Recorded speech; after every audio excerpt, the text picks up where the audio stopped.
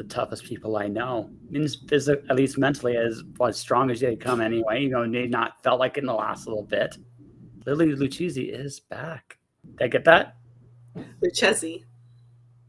Luchesi. Okay. It's okay.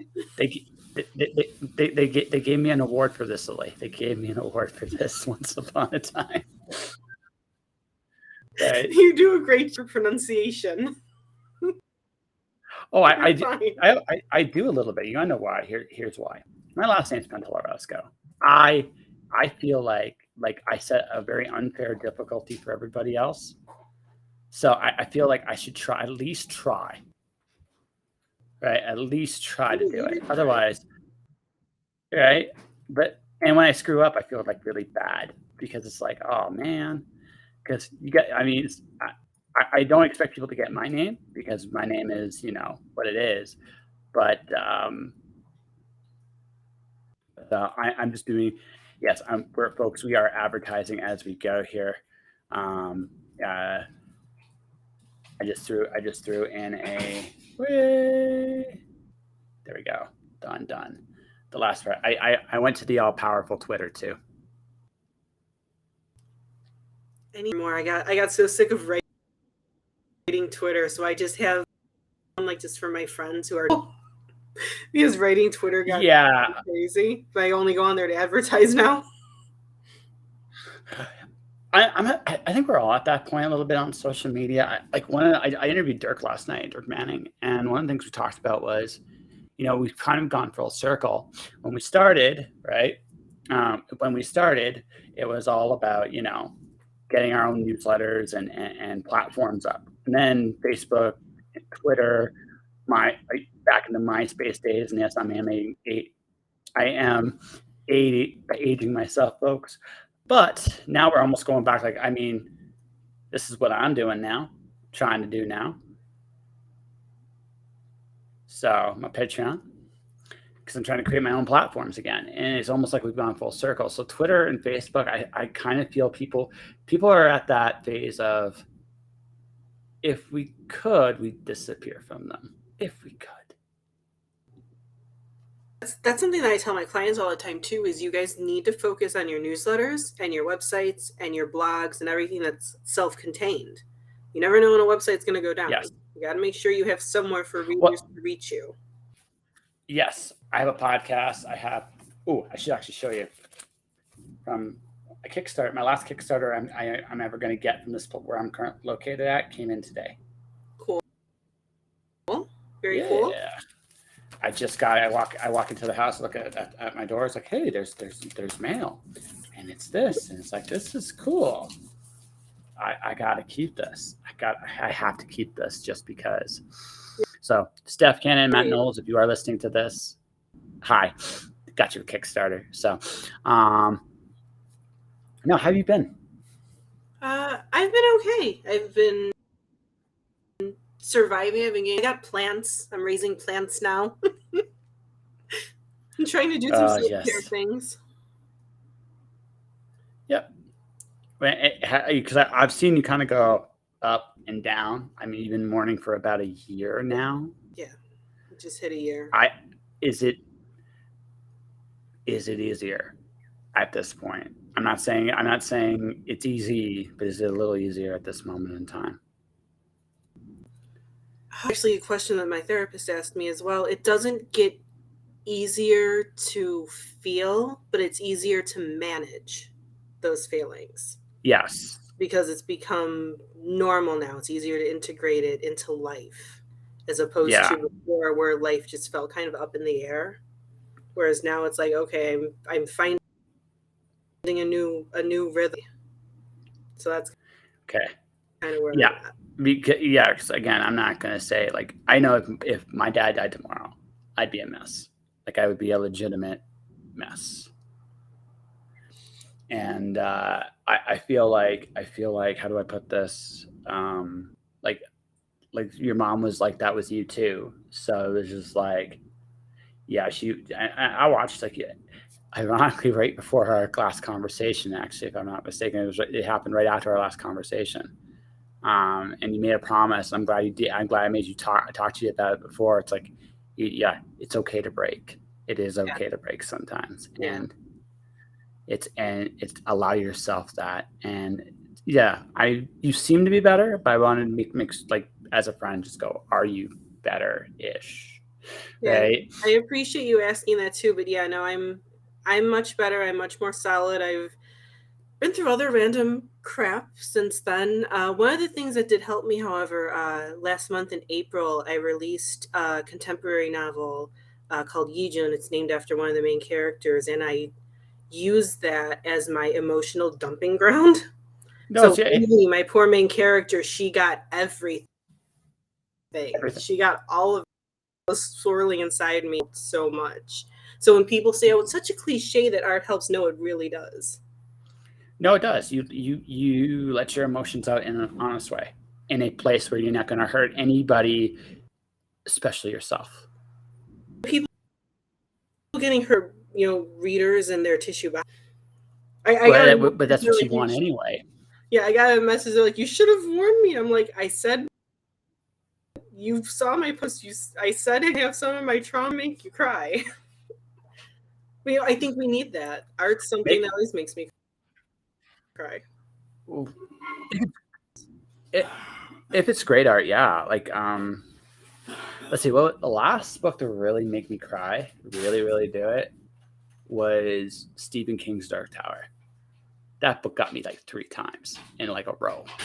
Evil book, Yes. right? Evil book. Um, Yeah, with that, make the characters mourn for them and feel for them. yeah, I know. I That's and I wrote people don't like his books because he spends too much time character building. no.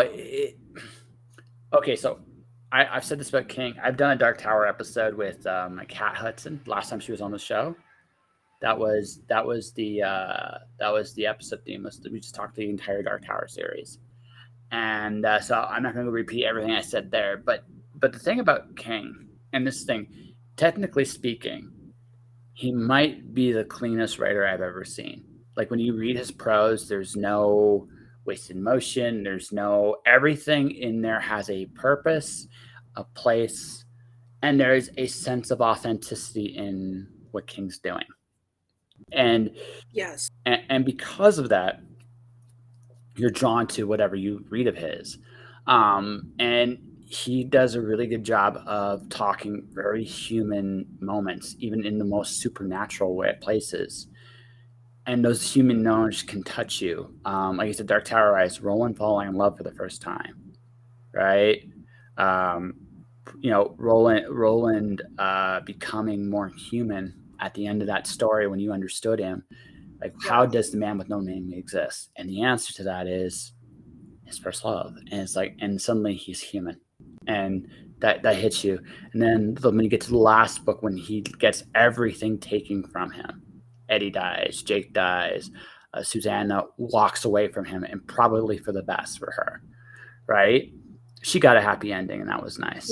Yeah. Yeah. Um, Jake's death is what messed me up. When I was reading, I'm like, you can't have oh no, possibly done this. because it was so quick. It was so fast after Eddie's death. That was part of why it was so devastating. But the other part that made that super devastating, and you just knew it, was that was Roland tried.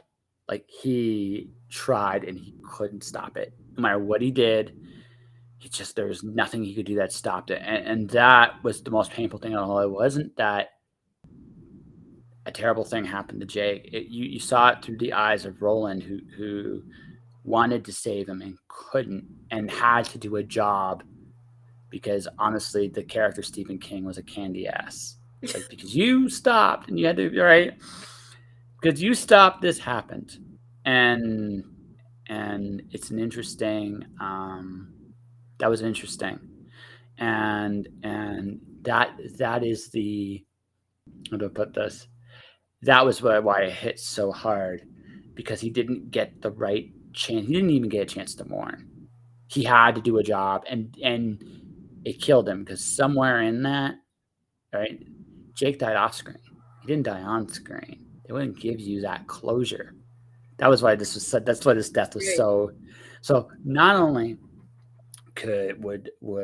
was rolling helpless to stop what was going to happen, even though he wanted to be the one to do it.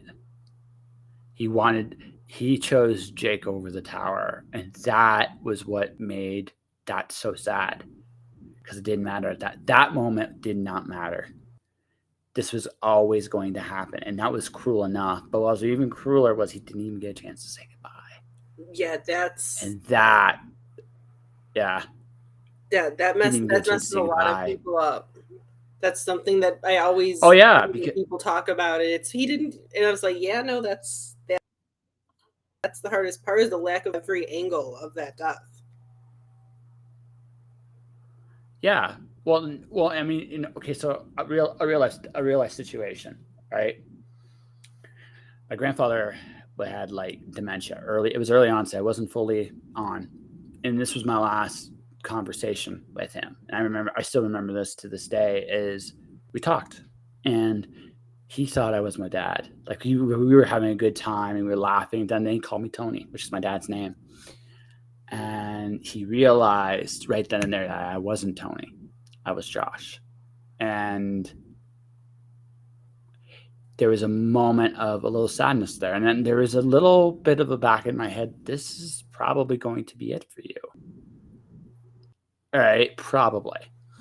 I did get one more phone call though. And I still remember, like, for me, it's not. I made a promise I'd see him again, and I can't keep that promise. I wasn't allowed to keep that promise, and I remember that. And I'm not like, I wasn't as visibly. Again, I knew his time was coming, because I got that sense of it when I saw him, that his time was Right. coming. So I wasn't upset, but like, the human part of me is, I wanted to keep my promise so bad, and I'll never get that chance. Right? I'm very accepting of this personally. But every so often you go back and you think, what if? You know? Time's precious. Time The really what is. if, the what ifs would kill you, and that those go, and there's things that I have to kind of push them off. So it's like when you go down, it may have been King who actually wrote this in another book. The what if is the worst road that you can possibly go down. That's a Generally, yeah. quagmire of depression and guilt, and you're totally doing it to yourself as well. It's complete self-sabotage. Oh, absolutely. No. It is. But I don't do it for, okay, so for me, it's not what I do. I don't have very many regrets in this life. I can count them in one hand. I've been very deliberate about that. But I am answering every what if in my life, because if I don't do it now, I may never get a chance. And that's how I treat life. It's why I'm so urgent on some things, because there is a sense of, especially like Calgary, didn't get a chance to connect to as many people as I wanted to. Very few of them seemed to want to. Some couldn't, but very few seemed to want to. And it occurred to me, it's like, well, I would have always wondered if I hadn't done this. I would have always wondered. Um, but at the same time, it was like, I wonder if, you know, if the people, they don't see the time the same way I do, and maybe this is why they can put this off, right? And again, maybe it's other things too. Like, honestly, some people are dealing with their own various versions of PTSD after everything that's happened the last few years as well, Yes. and I get that too. But we just don't have a lot of time. Like, I think that's the one thing I like. You realize as you get older, we just don't. No, you don't.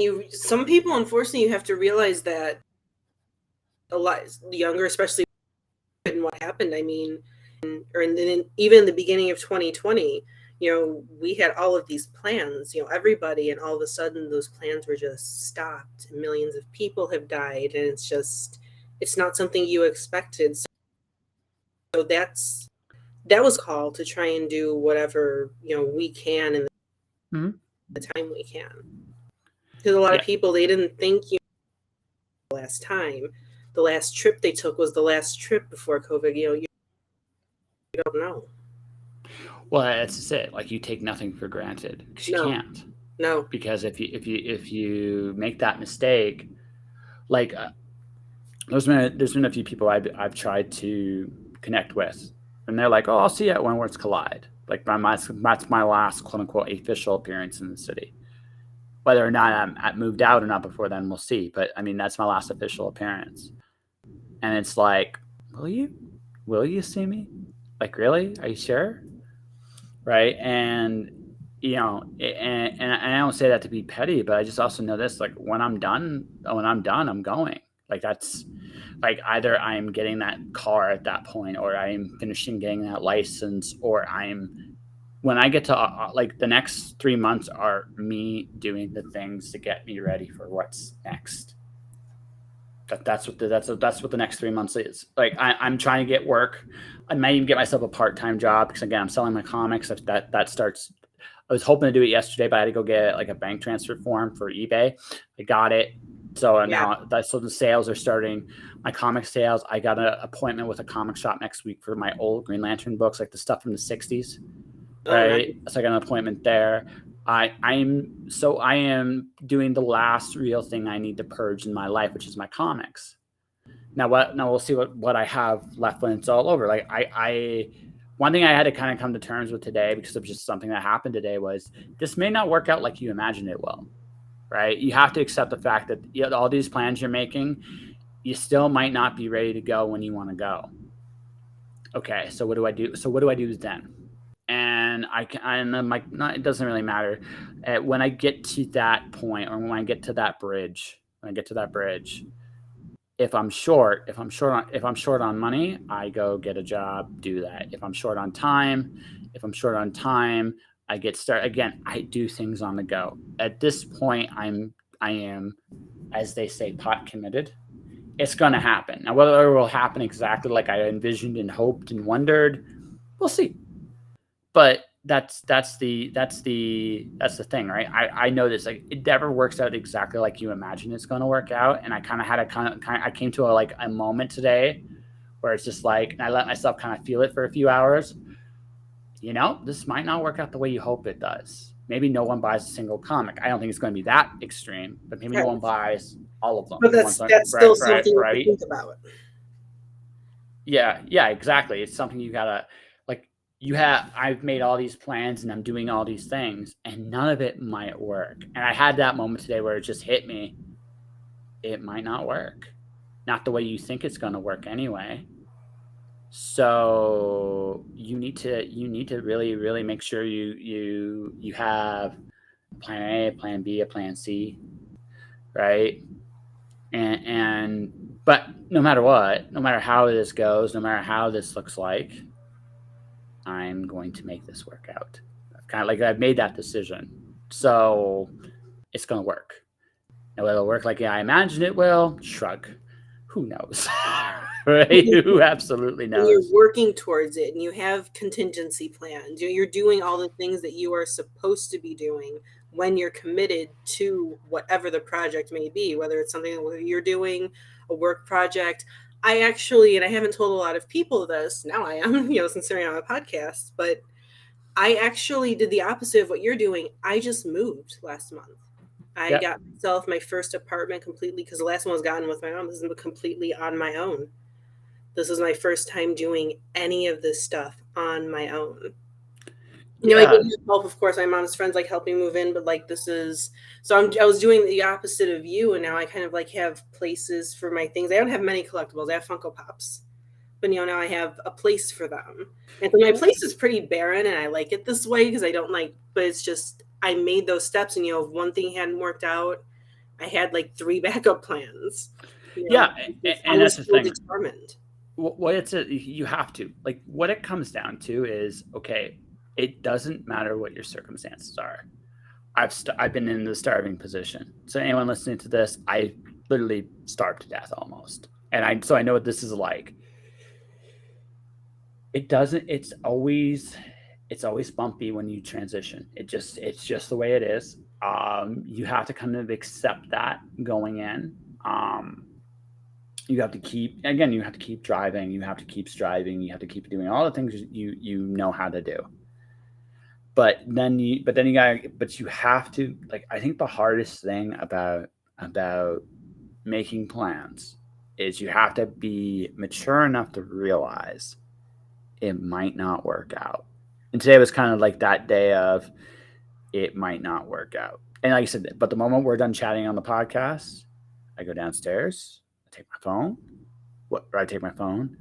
I put about 200 books up for sale tonight. That's the goal. And tomorrow I do it, put about 400 books for sale. And I repeat this process until I am through. It'll be next week until they're all up. And we see what happens. We'll see what sells. We'll see what doesn't. We'll see what I make. I have an amount in my head I'm hoping to get for the comics. Because if I get that amount, I'm good. But if I don't get it, okay, what do? I get myself a part-time job, I'm just going to be doing this stuff anyway. I'm still working my side gig. I'm trying to get as many freelance jobs as I possibly can. I'm doing everything I can to wind down my time. And the other thing I got to do, and this is what I'm going to be doing tomorrow night after I'm done work at the arena. I'm doing an arena event tomorrow night. So it's one of the few times I'm doing this in June. After I'm done, I'm going to a buddy. I'm going to say, okay, listen, I need some driving practice. Just even just up in the parking lot doing circles. Right. That's all I really want to do, right? And just to get myself into the groove. Then I get serious about grabbing a manual from the state of choice I'm going to go into. And whether it's the end of this month, we'll see how it all, like how the comics do, whether it's the end of this month or the end of next month. But then I head to the States to get my full license, and make things happen. Excited for you because, like you said, no matter what, you're still doing it. It just may not look the way you want it to, but my thing is you have to be adult enough to understand something might not work out, but you also have to be whimsical enough to keep dreaming. Yeah. Oh no, you don't need the thing is, okay, so for the last 3 months, freelancing has paid for practically everything. Okay? It's taken me 3 years to get there. Right? I actually had a coffee with a buddy yesterday, and he goes, "You can't make a living freelancing." I was like, "Yeah, you can. Yeah, you You absolutely it just takes time. Yeah, it does. A lot of hard work, a lot of practice, a lot of self-improvement on whatever it is that you do. Yeah. Yeah, and just also getting yourself out there. Like this is a constant. Okay, this month coming out, they're on a Kickstarter is my first edited comic work. I edited a comic, so I edited and improved a comic book, and that comic's coming out this month. So so you'll be seeing me doing some. So folks, starting June 9th, you'll be hearing ads on the podcast. You'll probably be seeing stuff here about Roadkill Rampage #4. I can actually talk about that a little bit because it was supposed to come out last month, but it's coming out next month. So I actually. So by the time you are listening, if you're listening to this, it's out now. Definitely check the link in the description below. If it's not, if you are watching this right now, it'll be coming up June 9th, right? So either way, you're going to see I have now a credited piece of work. I have production credits with shows. I have commercial credits as well. I've done ghostwriting with blogs. I've been doing creative stuff and a variety of different things. I think what kills me is sometimes I don't have one offer, like one big offer, and I don't know which way I should go with that because it's like I could do this all. Well, that's the thing with me and a lot of people. When you're doing a lot of different things, like how you do a lot of different things, and so do I, sometimes people also look and be like, well, how can you? It's like, because we can. There's not always a rhyme or reason behind it. We do it because we can and because we are good at those things.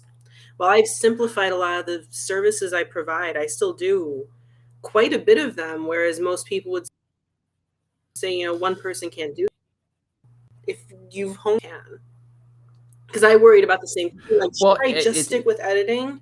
But I love formatting. I'm good at formatting. I love doing graphic design. I love doing all of these other things. I love running news. newsletters for authors. I love being so that's Yeah. why I don't stop. It's not. It's just I enjoy doing these services. I've had a lot of fun with ads. I didn't think I'd have this much fun with ads, but they're actually, because again, a lot of the stuff I do is kind of personalized stuff. So I enjoy that because I get to get into the head of people and figure out what makes them tick. So I enjoy that. I have this series that's it's oddly been put on hold, not by my say so, but by their say so. Right. So I've been quietly working. So it's going to be releasing in September. Um, I'm just doing the work now. Like that's my blast. That's my big job for the next 2 months. I'm trying to finish it up before I leave, right? And then September, October, November, I'm releasing them on their YouTube channel, which is the Hope, Wonder, and Dream. But it's like, yeah, what happens is you hone your craft in one thing, and what tends to happen is you expand by default, because one of the things you realize doing your thing, it's not that different than this thing or that thing. There's some little things that are different, but in the big sense, it really isn't. It's just being, and also I think the nature of the beast today, we all are on some level, mass level problem solvers. We have to be just doing what we do. Yes. You just stumble your way into stuff. Yes, when you work in a creative environment at all, you kind of finding yourself. There are areas, Mhm. even if you do, you always find yourself moving just a little bit. Or you find out, hey, if I Yeah. learn this thing, I can improve on my initial job or initial task. It's just things just keep, especially again, when Yes. you're creative and working in a creative area, there's so many different things that even if you don't actively use them or offer them as a service, you still need to know certain things. Well, There are a absolutely. lot Well, like, of okay, things that people know together so much, because when you're formatting something, checked that the chapters are all matched properly, the formatter's job can't get done. I don't think those two things are the same. They yep, connect directly. yep, and also just even book design, and then from formatting you go into book design, which then can deviate into graphic design. It can also Yep. deviate. It depends on the book. Like some books are a lot more linear than others, but you'd be like, it's amazing. Just what you do. Like one of the things I'm quietly doing myself is I'm drawing a lot more now. I decided I'm almost good, Lily. What do you think? Am I I almost actually good? just saw your Samurai Jack. You are almost good. Yeah, yeah. Next time I do, I'll make sure the chin is more pronounced, because I realized like it's the chin. It was the chin. It's the chin that make. One of the things you learn when you're drawing facial features is you figure out there are certain shapes on the person that give them their character cues. For Jack, it's his chin. It's all about the chin with him, baby. Right? Yep, that's like if you're drawing like the Powerpuff Girls. They have these big ass eyes, and Well, yeah, those are the it's the eyes, and it's the simple stuff like that that seriously kicks my ass still. Like it's there because you think it wouldn't, but it does. It's like, oh my god! But you learn, right? Like how shapes are a language all their own, and so it's the one I'm proudest of. Ironically enough, even though I messed up the hat, was the cami. I don't know if I saw that one. Did you see I'm it? not sure. Yeah, I did cami. Yeah, I did cami, and like surprisingly detailed. But yeah, you can find it. It's there, right? I'm happy. I screwed up the hat. I am going to be the first to acknowledge this. I screwed up the hat, folks. I really did. I used to draw. I screwed I up always the hat, wanted to draw and anime ever since I was little, and when I was always trying, the yeah, number one thing that I would screw up, and it's very distinct when you look at anime characters, are their bangs. the I would bangs. almost Yes, always. that hair. I figured out hair relatively quickly. Hair is you don't complete the hair. You can't. You're not supposed to. What you're supposed to do is hold on a second here. I'm seeing if I can find it myself. I'm looking for it while we're talking. It's one of those things where I just did it, and where is it? There's Chinless Samurai Jack. You saw what you saw, Yes, and I had McDonald's Booster Gold, which I'm proud I of that saw that one. one. I saw that one. Yeah, yeah. So I'm doing it like this. Give me a second here. I'm gonna put it in the description for anyone that wants to watch see it can see it. All you gotta do is click on it, boys and girls. It looks like a giant, ginormous blah blah blah blah blah. But if you want to see my cami, my first attempt at cami, it's right there. I'm trying to make it load. I messed up the hat. Trying to make it load. My like I said, my internet when they had the freak thunderstorm. It was like I don't. If you don't believe in global warming, please come on over in Northern Illinois, where we are at past 90 degrees. Oh yeah, yeah. You can I definitely see where the hat got a have little. you seen it? Looks like there's an egg balancing there. Looks a bit. Yeah. It was like messed up the hat. I accepted defeat with the hat. I accepted the defeat with the hat, but I think the rest of it was okay. Yeah, yeah, but yeah. Sometimes you have to just say, okay, you beat me this time. I've done that with. I did an instruction with I did a drink and draw with Atina Sildago. She's an illustrator at like 18 years old. She's actually got some book illustration credits to her name. She's doing these 5-minute draws, and I drew. He's like, let's draw Batman, and like 10 seconds in, and I can't change it because we only got 5 minutes. I screw up the ears. Something bad. I'm like, well, I can't take this back. So what do I do now? So I just did a brand new character. So you can literally watch a little clip of me going, not Batman. As for me, I don't mind going into politics. I'm kind of I have kind of come into like I am truthfully and honestly an atheist when it comes to politics. Right, because I don't trust. What I mean by that is I don't really trust anybody's side anymore. I'm not saying there aren't things like are we altering the environment, whether we call it global warming or environment altering? Absolutely, you can look around, you can see for yourself the results of what's happening. Do I think it's necessarily the way it's being advertised? I'm not so sure, but that's mostly because, frankly, I've been lied to so much. I'm not sure that a politician could tell me that the sky is blue, and if I look up and see a blue sky, I'm worried I missed something.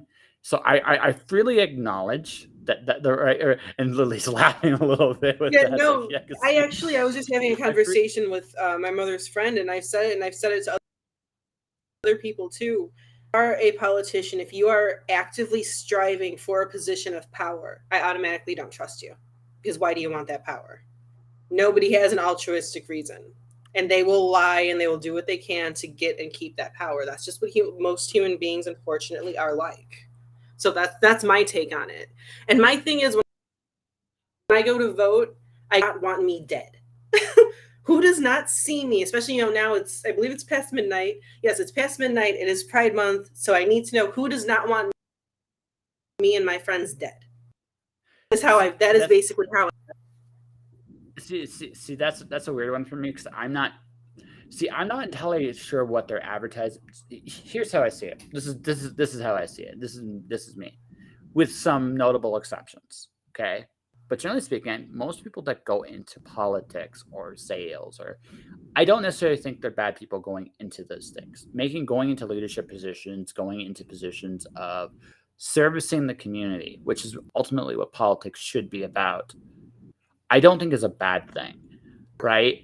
What I think has happened. This is just what I look at it is we don't have a consensus of how the world works right now.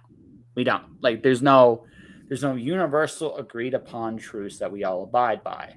Now, when we were younger, that did exist, but I think over the last 20 years, right, that's eroded. Now, again, I'm not saying that the previous system was perfect. That's not what I'm saying. I'm saying that there definitely was some flaws, but the thing is, with a consensus, there is a framework to operate in.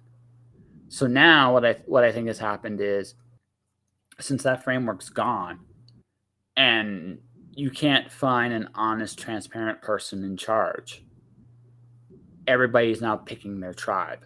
I think even the politicians that are coming up and in, it's almost like, well, okay, for example, okay, go with, let's say the left. Left supports the I always worry about if I get the L's on LGBTQ. Am I missing one? LGBTQIA. Okay, yeah, okay. So okay, they generally support that, but at the same time, they're in charge. I'm watching inflation going through the freaking roof. Right? They're making it hard for people to live. So do they really want us all alive? Maybe, but for what purpose? I'm not entirely sure. Again, with politics, it's mostly about money. I mean, the fact that they do Absolutely. support all the other things, it doesn't is out of people and the donations out of people, which is why I'm actually surprised the right has gone Sure. towards trying to get more people in. You think they would because it would get them more money, but all in all, most of these people they just want whoever has money. They don't really care who gets sacrificed in the end. And that again, that's what power does to people. That's where it's become, and again, I think it's because again that honesty, integrity doesn't exist anymore. No. And so again, I can criticize the right too. Like some I love freedom of speech. I think that's a great principle. It's one of the best ways.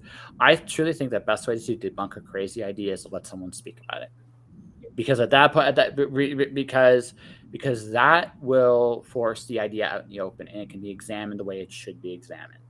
The misinformation, disinformation, blah blah blah is just a political correctness to some degree too. It's a glorified to me. It's a glorified way of trying to censor people's thoughts, and I don't not entirely for that. At the same time, like Roe versus Wade, wasn't crazy about that. Your gun situation down there is an interesting Pandora's box. That's a little bit more nuanced than a lot of Americans want to admit, no matter which side of the fence you lean on. But at the same time, what's going on right now shouldn't be abiding. And a lot of that is from a particular group of party. But again, right, this is it. You can criticize both parties for very well, and the things they do have in common are things I don't want them to have in common. I don't want a pro-war. I don't want pro-war. Both parties are like, hey, we're all good for going into other countries. I think that's a terrible thing, right? I think that's a terrible way of doing business. My friend Joey, his cousin lives in another country whose political party, when they had their election, it was really just last year. Feels like ages ago. When they had their election, it is now a pro. The administration before it was pro peace. Now it is pro war, and they kind of want you to be afraid so they can go to war, and that's what they're going through right now. And he just texted me. He's like, "Did you hear about the alarm?" I'm like, "Yes, I heard about the alarms. I heard about all of that crap." And it's horrible. It's all of the countries. It's almost everywhere. And there's nothing really that they can do or that they should want to do to help us try and get to a better position, because war has too much. The latter is especially true. Why get involved with us at this point in the ball game? It is more conspiracy theory, but unfortunately there is a tiny grain of truth in it because it already happened. The whole there is a chance that there could be a civil war at some point during my lifetime between the left and the right. Sure. And my thought is, if we do that, I do not think anyone should come and help us. I really don't. People are going to probably send me hate mail after this. We're doing this to ourselves. Yeah, no, and the large part is people coming to help us. Well, what it comes down to is, and this is something like I've said this before. I really don't care what party you're at. The way I look at it is there are reasons you're where you're at for a reason, right? Right? 8 out of 10 people. Good morning, Miss Jagtress. Good morning. Technically it is morning. It says AM. Yes. This is Jag. Jag is a streamer, video gamer. Oh, wow, really? So I have a novel I'm working on, and she's one of my beta readers. What? Yeah, and I'm afraid to ask. Is this good? Yeah, did I do good, Jag? That's the scariest thing when you're a writer is when you send out either beta chapters or when you send out arcs and you first reviews. Did I you send sent her her? about 30,000 words. I sent her about 30,000 words. The fact that she read all of that in one night is actually a little terrifying, right? Really terrifying. Yeah. My alpha reader because she was a very honest person. For a fast, she did good. Oh, I love that. I had to send her 50,000 no, words of my third Coven series novel because I was so terrified. Something in my head just said, "This is bad. This is bad. This is bad." So I sent her the first half. That was all it was written, and she finished it in a day. And I'm like, "Did you stop reading?" That was my first thought. Did you stop reading? She's like, "No, it was that good. You better give me the rest." Because I ended it on a cliffhanger, the half. Yeah, But it was so terrifying waiting. Well, no, I did. I kind of I had like a prose revolution kind of like about 2 years ago, and I've been taking my time with my next few releases. I worry a lot about emotional connection, and based on the fact that I wrote that, right? I wrote that, and she read it that fast. I must have like it must really click. It must really work. It must really, there's some little flaws I got to fix, and I already know what they kind of are. But it was just like, yeah, I did some really, really, really, really. How do I put this? There's some dark shit in there. There's some really dark shit. There's some fun stuff in there too. I'm right now. I'm writing. I'm about halfway through the novel. That like literally, it's about halfway through, and I'm writing about Avalon in this weird world, and then I'm getting to my like the chapter I'm most excited about writing, which is basically, so I wrote about night witches, right? This story is called Corey the Night Witch, and so this is the part where the night witches actually come in. I did it a little differently though. And that's what chapter 17 is how differently it was. So the night witches during World War II had these wooden planes. They would come in the night and streak and terrify the Germans. They were one of my clients actually wrote a novel about. Yeah. They were probably Russia's most successful force in that Second World War. If they weren't number one, they were 1A or 2. Like they were that efficient. They were incredible. So yeah. So is the oh heck yeah about the night witches, or the oh heck yeah? She's giving you some context. Yes. Yes. Yes. Army. Yes. Army. Yes.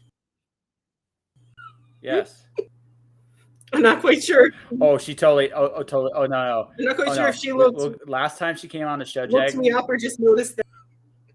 Yeah. No. Oh no. She is. Oh, she. Jag, if you are on Facebook at all, you should literally go to her Facebook. You will actually read some of her. She actually has like a fanfic kind of up there right now. You can actually kind of get little glimpses of here and there. She didn't care. It was hilarious. I would not call it fanfic. I mean, they're caring. Yeah, I haven't written fanfic in years. Since way before I was. Oh. Okay. But yeah. You got to admit, it kind of straddled the line. My last I'm doing it. My last novel, Yijun, that's Army. If you read the dedication, it's dedicated to all 7. I don't know if I still be here. Yeah. Oh my god. Bringing people back to Facebook. No.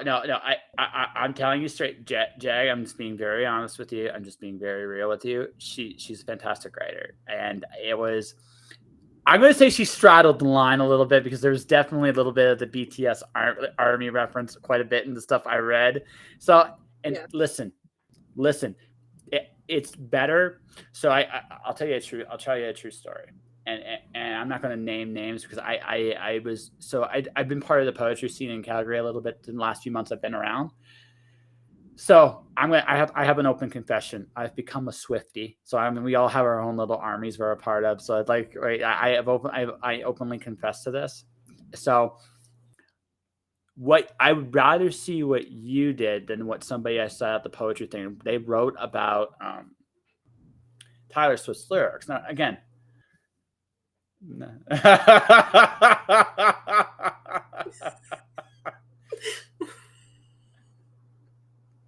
yeah, not Swifty at all.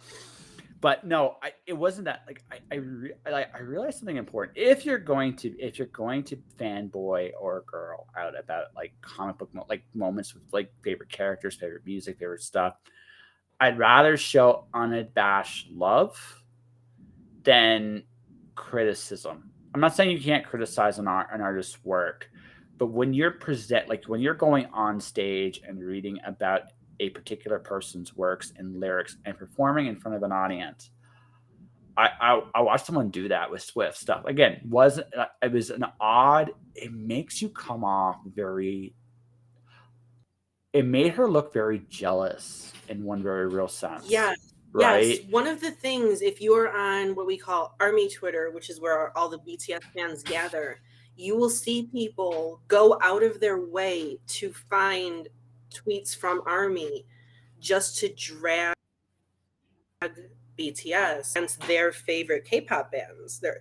And it is because they're mad BTS has the global popularity that very few other, like Stray Kids is getting, well, 17's getting. I'm personally not a fan of them. Whereas a lot of their fans are very mad. They see BTS as the competition, as an obstacle. Me, BTS, especially Jungkook, the youngest, he's best friends with the guys in these bands, while their fans are going out of their way to write think pieces on how terrible BTS is. Because it is a jealousy thing. They're mad. Yeah, And it well, makes them look very unappealing as human beings, spend all of this time to write hate. yeah, it just like I said when I listened to her go off on her poetry, like she would quote lyrics from Swift, and like I said, I get if you don't like Swift. I actually like as much as I could see why someone listening to Swift wouldn't like them.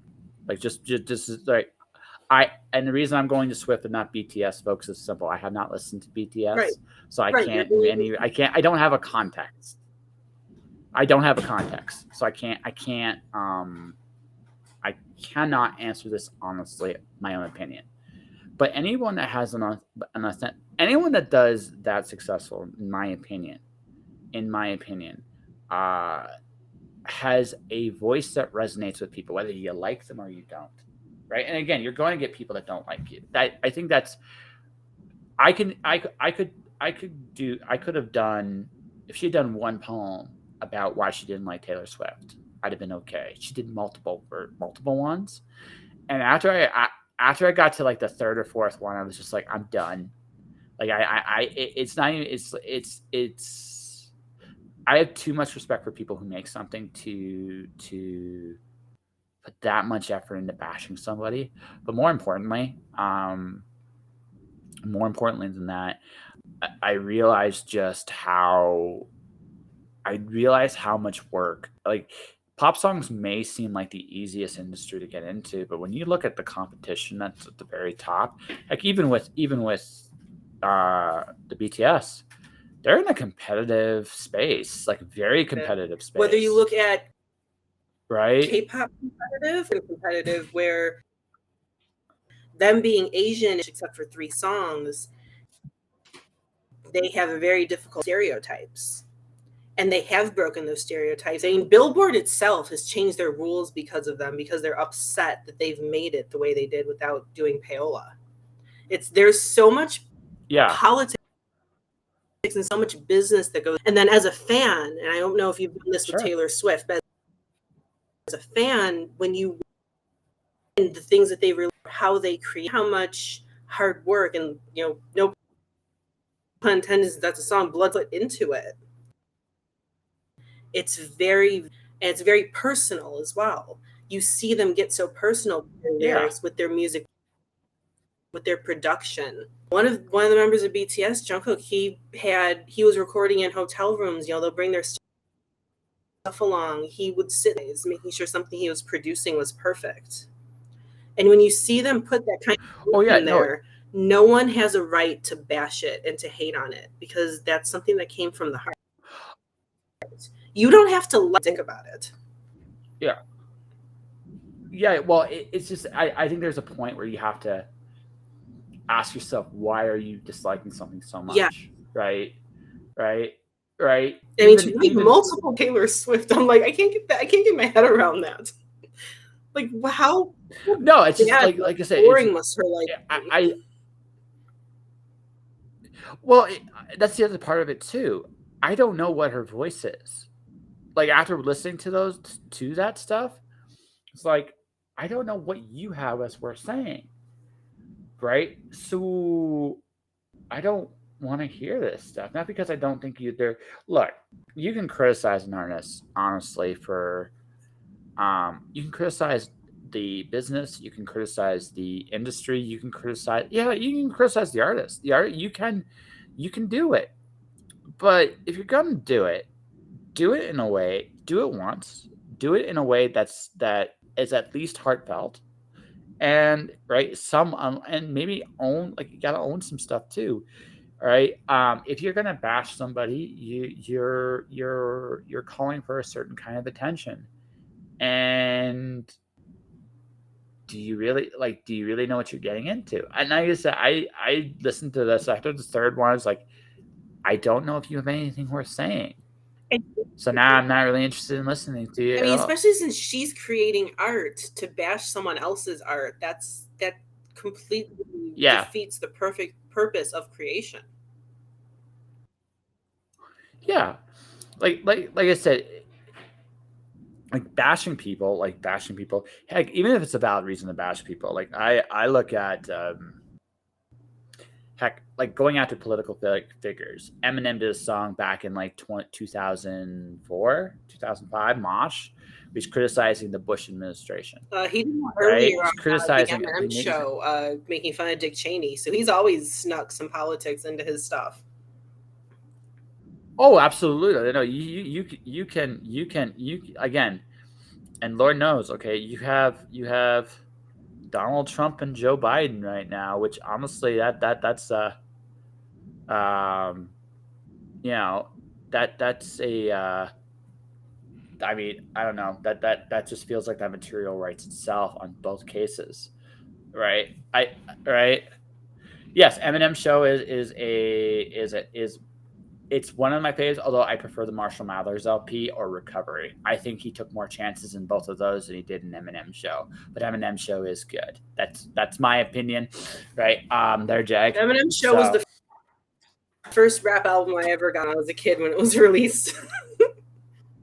Oh, it's good. Like it is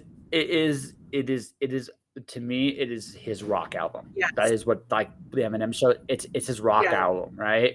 Right. That's what it is. Like because like Sing for the Moment is my favorite song. It's legitimately my favorite song on that album, and I just love the Aerosmith homage there. Yes. Cleaning Out My Closet's great. Like Guess Who's Back.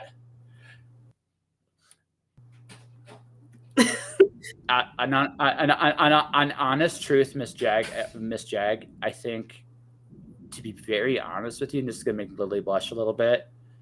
Lily, you would learn a lot from her. Oh. You would see.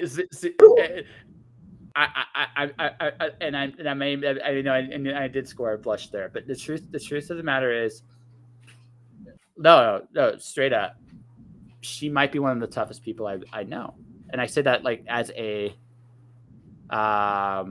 yeah, cool. No, I'm just telling you like we were okay, so not going to tell too many tales out of turn. I was on Jag's stream last night and we were talking about some things that Jag was going through. Lily has got some of the best coping mechanisms I've ever seen, all things considered.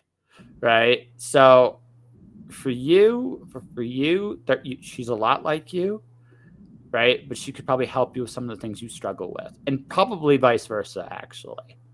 That's one of the reasons that I share a lot of the things that I struggle with, and I always have, because Yeah. I mean, I've gone through, I have chronic anxiety and I have all of these other things where it used to be very taboo to talk about it, and it still is. A lot of people say you're faking or you want attention.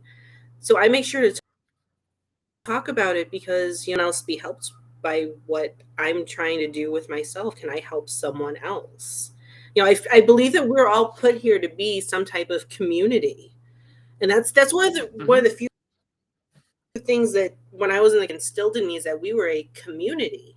We were all put Yeah. here to help each other. Main thing that I always took away from that, and I think that a lot of humanity, and I like to keep that up. I like to help.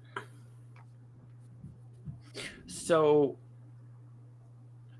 so this is the thing about mental health. So there so I have I have a personal rule about it. Like a personal rule about it. I think I don't think it's not illegitimate, but what I look at with people is how they treat other people in regards to those conditions they have. That's kind of my personal, like that's something I've kind of come to my own like decision this year. I'm going to treat others the way I want to be treated, and no matter what your mental health issues are, I'm going to watch your actions and see that they are the same. Because mental health or not, right? That's kind of like it's the only standard I think I have on that. Like I don't tell people how to struggle or what they struggle with, or because I don't know. Like again, we all have today. I had a moment where I kind of had to face my own realities today. Right? Like I said, so I mean, that could be like could be construed as a mental health thing. But also it was one of those things where it's like, okay, I dealt with it. I think I dealt with it. Playing Commander tonight helped, right? But again, it goes back to this. It's just how you treat others with what you're dealing with. And I'm not saying like you don't consider, like you gotta take care of you, but are you making people aware of what's going on with you at that time? Because I find that that's the big disconnect, right? And that's something that in the last couple of years, that's something in the last couple of years I've kind of made my peace with on that. I would rather know personally what's going on, because that will give me a lot more like leeway with you than kind of finding out on the fly. Because if I find out on the fly, it's like, well, what do you want me to do with this now? And I'm not trying to be insensitive about it. It's just like that's something that it's something I like. I can lose empathy if it's not done that way. Well, Does that make sense? well, the thing is, you're trying to help someone if you don't have the tools that they need to provide Yeah. you. Personal thing or a Yeah. professional thing, there are certain tools you need. The other person needs to provide them in order for you to do what you want to do. That's why on my end, I solely focus on what's going on with me. In which case, hopefully, I can then help someone else. Because a lot of people, it's very difficult to be honest with what's going on with you. I have very good friends who would Yeah. never do I say anything publicly, but we talk. Whereas publicly, not because I want attention, but because I want to help. And I'll share whatever it is that helps me. My last two tattoos are music based for songs me through or to me in such a way where they hit my helped me in one case literally helped I saw life and the way that I was going forward. So I'll share those. I'll Mm, share all those different things if they help me without that other person needing to tell me they need help. yeah. Because it's different. Oh, no, oh, it's super hard to be vulnerable. Like it's super hard to be like legitimately vulnerable, and when you are legitimately vulnerable, like the like you hope you don't get burned from it, right? That's the thing you hope, right? And that's the thing, right? It's hard to be vulnerable, especially if you've been burned. But if no one knows what's going on, there's nothing anyone can do to help you, and that's just the catch, right? No one, no, right? It's yeah, it's something I've kind of had my own little caveat in the last couple years, especially last few months, to kind of like crystallize in my head. It's like, yep, I have a rule. I just have one. You gotta let me know what's going on. Be honest. Like, you just gotta let me know. If you kind of do the thing and then tell me afterwards, I'm not gonna have as much sympathy for you. Yep. And you like I said, you can take level where, if I'm asked for a specific thing to be done, but I'm not getting all the information, and I have gone back to them, and this just happened quite recently. Why didn't you do this thing? I said, well, you didn't tell me that thing was needed. That was never once discussed. And it's the same way in a person. You can't expect someone to help you or be on the level with you, and you got to be upfront about whatever it is. Especially if it is someone trying to help you, or at the level where you're not ready to, then you have to be the one also who backs away and who apologizes and says, I can't do this. Well, no, like, I find, like, again, if that happens, that's different. Like, if you're telling me something's up, something I can't do this, I don't even need to know specifically what's up, but you're giving me that courtesy and let me know. It's like, hey, I can't. Right, and that's it. It's courtesy. Right. Courtesy to the other. Oh. Yep. Right. That's pretty much it. Like, that's something I've learned. That's something, like, and again, there's where I lose sympathy. Right. If you do it, I have all the sympathy in the world. If you don't, you lose it. Right. And it's just you can't get it. And again, that's just a personal empathy, because I also have to protect myself, and that's the other aspect of that as well. Just like, yeah, right. I have to have it's certain also boundaries. pour from an empty cup. If you keep giving to someone who is in turn kind of just pouring it out as well, because allowing what you're giving them, that's also going to hurt you in the long run. Yeah, absolutely. So, and that's when you walk away, right? And that's when you have to kind of walk away. I actually had a friend of mine I've been trying to see for 2 years. Now, she's been through a lot. I'm not gonna, and that, like, to put it all in perspective, but she kept it all to herself. And when she did show me stuff, it was like, oh my God, are you okay? And not hear anything again for months or whatever. And we had finally, like, kind of like a little chat, and basically she ended up basically cutting all cords, right? But at the same time, it was just like, hey, I wanted to know what was going on. I wanted to be there for you. I don't care what you've been through, and I don't say that in like a negative way. I wanted to be there, but you didn't want me there. And it was just, and something I no, again, if she had said stuff earlier, like really talked about some things, right? Instead of just like appearing and then randomly disappearing, I probably would still be friends and probably would still be able to talk. Again, I don't know if that's going to happen again. Maybe it won't. But it's just also like, it's a boundary thing. I got to know what's going on, at least a little bit, right? Even if it's I can't be there right now. That's right. That's it's fair, the radio right? silence and keeping things that does make you feel almost like there is. Yeah. When you're keeping things like something like, I have a couple friends where I'll just tell them straight up, I don't have the spoons today for conversation. I may not talk for a couple days. And they understand. They don't add, because I told them, and that's me being upfront about something like that. And then they can do the same. It's like, I don't need to know reasons, just something. So I just know, that you're alive. And I think that makes a lot of empathy as well. Oh yeah, no, like you said. Can you repeat that? I have hyper empathy is actually what it's called for other people. And it's very difficult when you have the people in your life who don't open up or don't talk properly. Like my mom's best friend, she and her husband are like my aunt and uncle. They're here for me. And I knew something was up. And finally, she told me what was going on with her. And it's like, but I've known someone said something weeks ago, because it was making me twitchy, kind of. When you can tell something and someone won't say it, fine. It's like, that's and a little difficult dealing with people. Well, yeah, it's just you kind of you got again. You have to set your own boundaries. You have to kind of set your own boundaries. Like I said, I don't know what's going on in your life, and to make this really clear, folks, no one can talk about what's going on in your shoes. But we're also not mind readers, and you don't. And after the fact, especially, you can't expect people to you can't expect people to be as empathetic if you know you're going through something or struggle. Say something when like even if it's you can't say exactly what the struggle is, say you're struggling. It goes a very long way.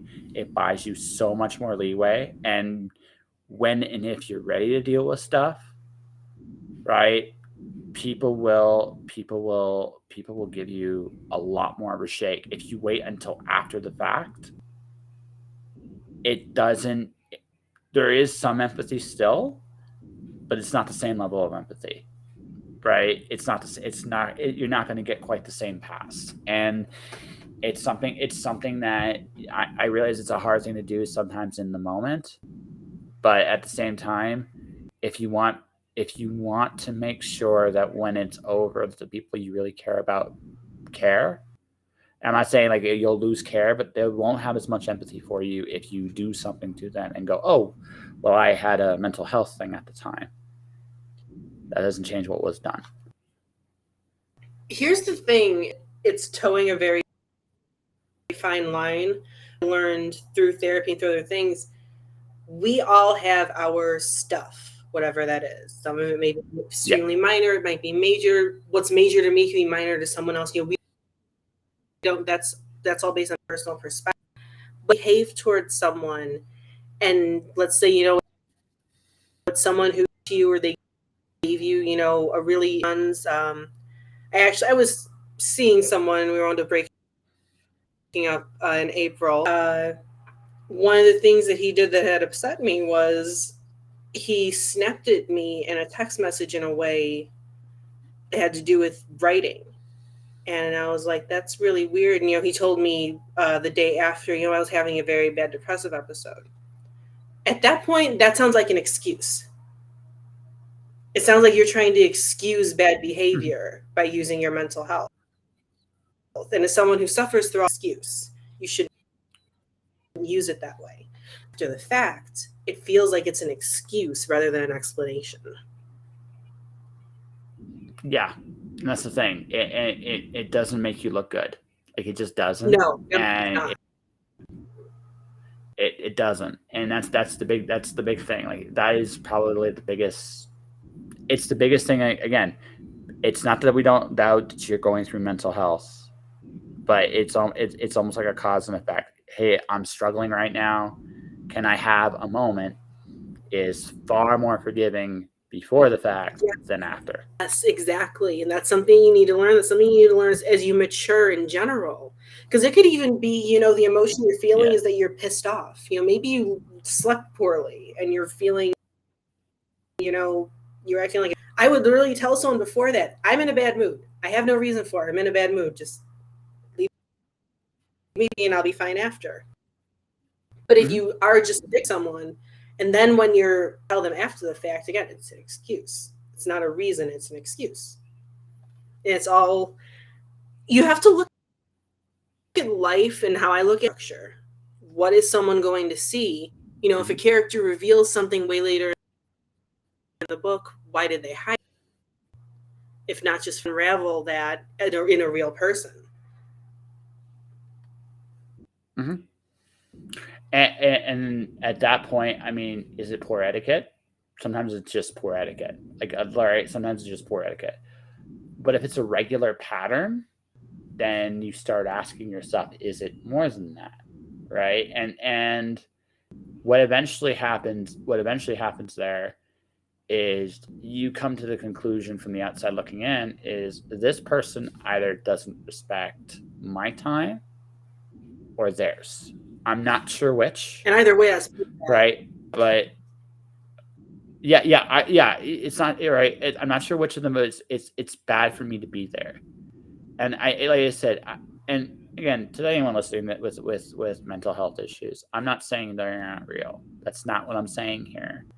but there's definitely a place, right? There is a place in the process where you will get a way bigger pass on that than than than after an action.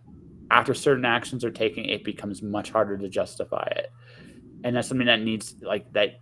It has to be kind of understood, right? It's kind of like a base rule. If you tell someone you're going through something in the process of going through or before an action's taken, it is so much easier to forgive that.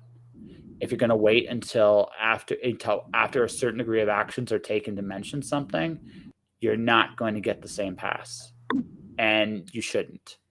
And it's not even okay. I'm just really talk straight about me. I was having a conversation with one of my clients. I slightly misconstrued something she'd said. I'd been editing all day. My brain was not fully there. Screen editing, 50,000, a lot on the brain. Yes, and it can add up. Immediately I apologized and explained, okay, this is why I took that wrong. And everything was fine because I was immediate on it. I didn't realize that I misunderstood. And I think also you can do it after the fact if it's immediate. If you wait a long time, it doesn't feel the same. No, because it's kind of like owning up to your shit. Whatever that shit is. Again, if it's something as simple as, your brain just not processing after a long, more complex, such as your depression flaring up. My mom always taught me, own your shit. Do not use anything as an excuse. And she also and honestly, as well. She suffered through all this. Well, she wasn't just talking, out her knew what she was talking about, and that's why I took her words to heart. But I think that's the other factor of it. It's about accountability, right? It's like the accountability is the big thing on that, right? If you're going through something, I don't like what the mental health is, whether PTSD, whether you're manic or whatever issues, anxiety, whatever issues you have. If you're like, after you've done something, well, I fucked up, and you don't offer an excuse about it. Now, so again, someone may choose not to go back to you, but they're not going to be as mad about you. They're not going to be mad about you, right? They're going to make their decisions to protect themselves as they see fit. You got to respect that, but they're not necessarily going to hold what happened against you if you're accountable with it up front. If it doesn't come across accountable at all, like you said, that's why if it waits so long after the fact, and then we're going to move on to something else. Wait so long after the fact, it doesn't seem like you're being accountable. Like, as you say, it's like it's offering an excuse now. Because you have waited. It's the same thing in a professional setting. I wound up, and this has happened unfortunately a couple of times because my laptop is starting to die and it needs a Word update. So my edit client had to be late a little bit, and I sent whatever proof that I could where it was beyond my control and I was working hard. But that's, again, if anything goes wrong at work, I'm accountable right up front. Otherwise, how am I going to pay my bills? Well, the same thing here with getting someone on a podcast. If I fuck up, it's one thing. Like, I will own it. I don't even excuse it, right? I don't even excuse it. It's just like, oh shit, I've made mistakes. Sometimes, one guest in particular, I literally, I had Marissa Mayer on the show, right? This computer went nuts. I couldn't do anything right that day. I tried. The sun, there's literally a thing of me, Marissa Mayer, and my doppelganger on YouTube right now because of our first conversation. It literally anything that could go wrong did. But she was right there. She saw it, and I owned up. It's like, I am so sorry. Can we do this again? And we did, and it was awesome. But and the one to understand tech problems, because we've all had it where a document got deleted and edit didn't save. We've had something happen. Oh yeah, no, it's. I think actually a quick aside, it's one of the things about traditional publishing that's kind of drives me still a little nuts. Actually, the waiting times, because here's the thing, right? If especially the waiting times an unknown thing, there's always that little fear in the back of my head what if it's in their spam folder, Yeah. right? Because it does it happens. Like I as a freelancer, I have seen. I'm a lot more paranoid about this, folks, than I used to be because when I started freelancing, is because I would deliver stuff to clients and not hear anything like when I normally hear. It's like, and I would email them back, "Hey, what's going on? Did you get this?" And sometimes it's like, well, "No, we didn't." It's like, did you check your spam folder?" And they're like, "Yes, I checked your spam folder." And sometimes you get that lucky. But could you imagine if you wait, like some of these wait times are like a year? Mm-hmm.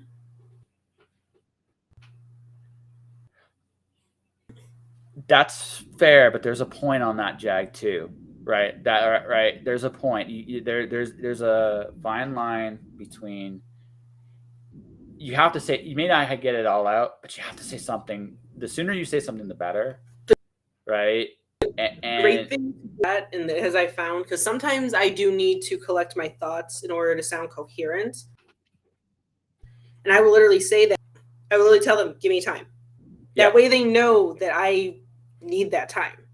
It's not like a vanishing yeah, and then an excuse after. That's what I do. I process. I literally tell us. yeah. So, Jag, like what I'm saying, like if you do, the important thing is that you take the time to say something. You don't have to say everything, right? You don't have to say everything. You don't need to rush. Right? To You put don't it in need a to modern rush. term, don't ghost But anybody. Don't go ghost. yeah, That's the thing. If you're literally if you need time, just I've had to say that. That's with what just happened. I had to tell him like I need some time to process my thoughts right now. So yeah, it wasn't a ghost situation. And a little word helps, yeah, and you're being honest by saying I need to process. The honesty is what goes yeah, the longest way for anything. yeah. If don't. Oh, okay. Can you clarify that for me, Jag? But don't full on either. Like, what do you mean by forgive my obtuseness? Yeah, right. Forgive my obtuseness. Yeah. This no, no, no, no, no, no, no, no, no. It okay. If you, I did. Oh, you're getting called out. Okay, I don't mind getting called out. I don't mind. Um, which time?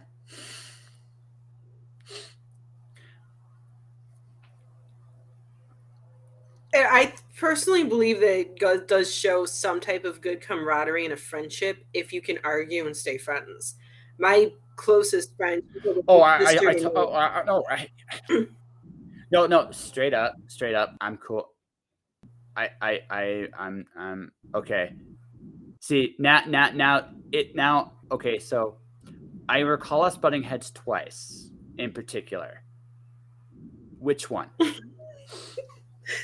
Yeah, my Right? closest friend, Yeah, I don't huge mind being. No, I argument. don't mind being called out. And what's funny, You want to know our why? argument went through Because two, email two. at the time, and literally because of that argument, we became better. Oh, okay. It would depend. What was it? Okay, so there's two that I can recall. One was the trucker thing and the pandemic thing, which was that around August 2021 or September 2021, somewhere in there. I'm just gonna ask.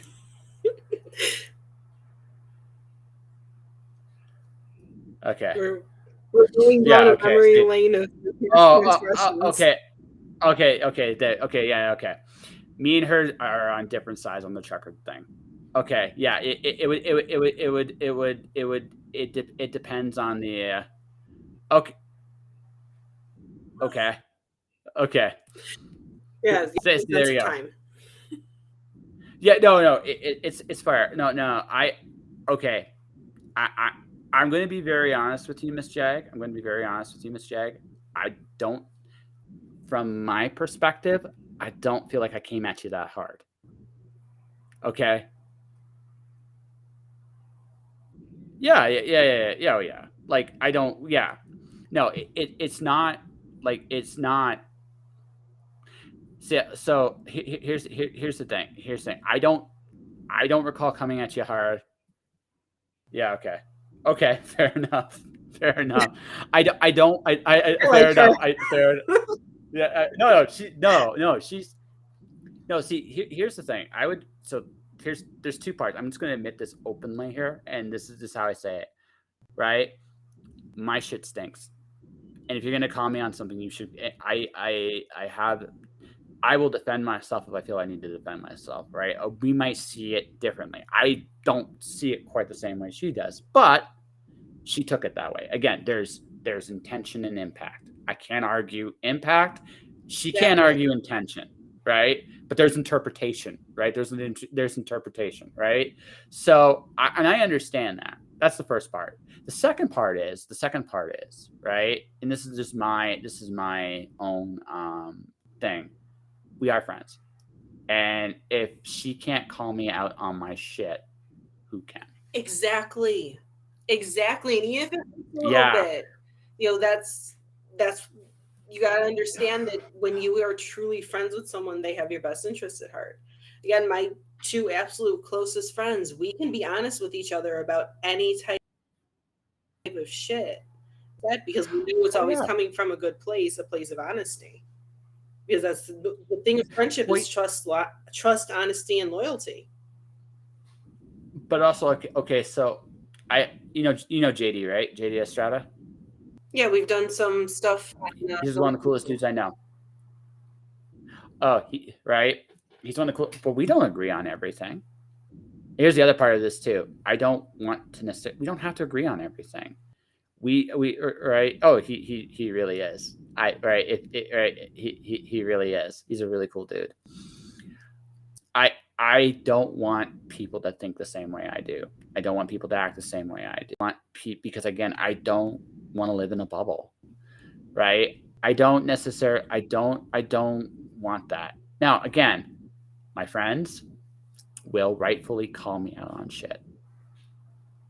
I'm not right all the time. I'm not perfect. I'm not any of those things. I do my best. That's why I said sometimes I say, that's why she said to me last time on the chat, I'm a good person. It's like sometimes I'm a good person. But sometimes I can be a shit too. I'm as human as we all are.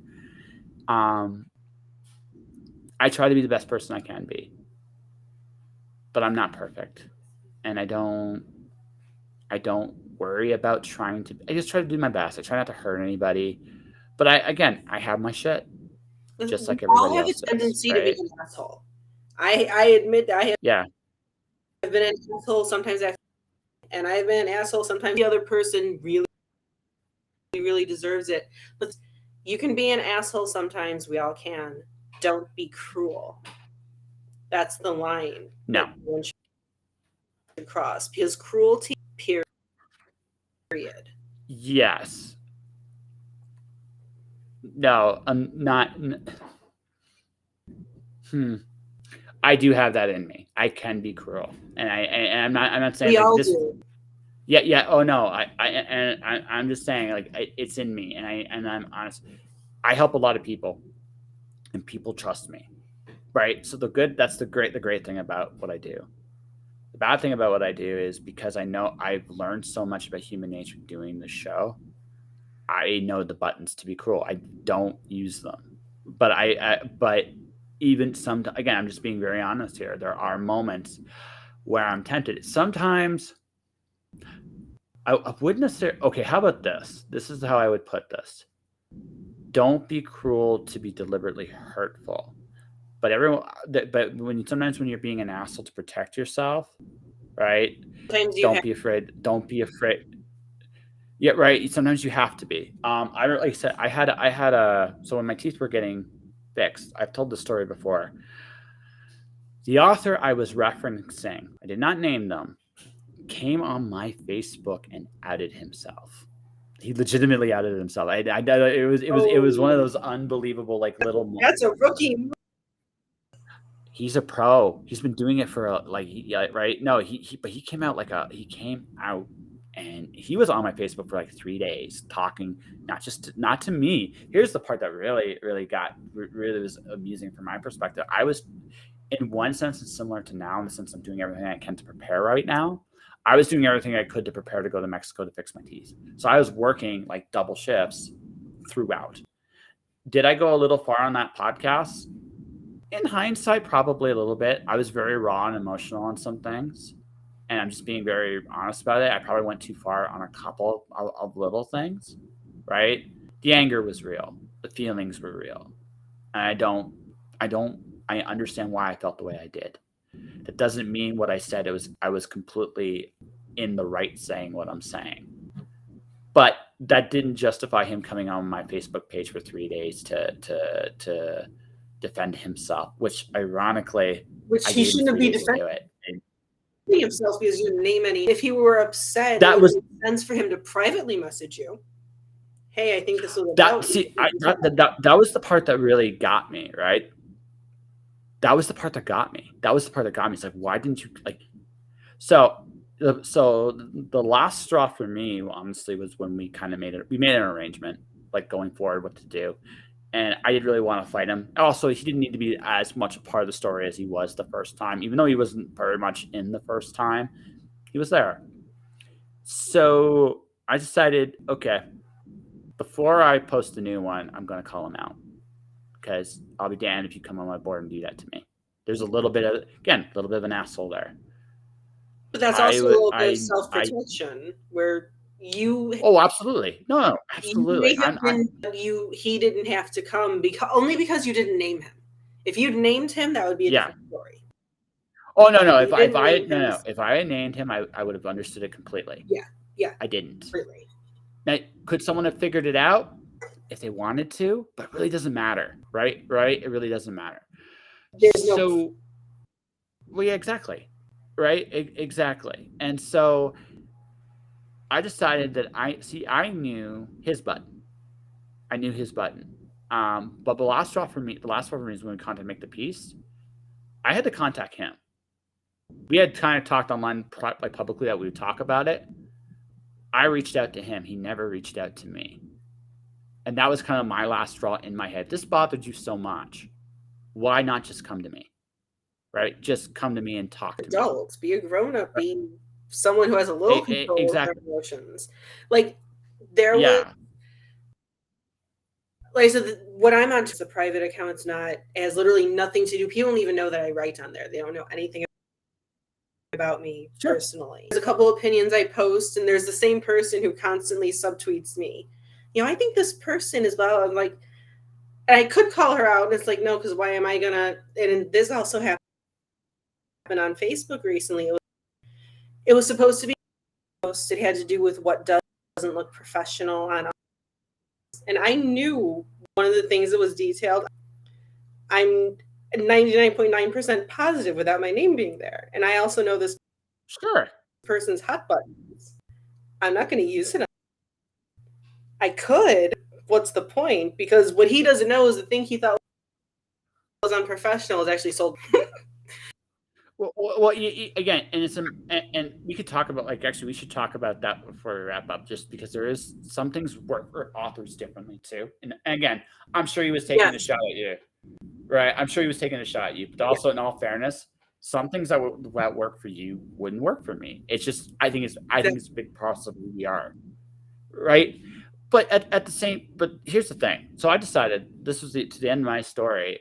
I decided that right before I was going to post a new podcast up, which, by the way, at that time, I did not sleep that day. I literally worked, came home, did the podcast, slept for like 2 hours, went back to work.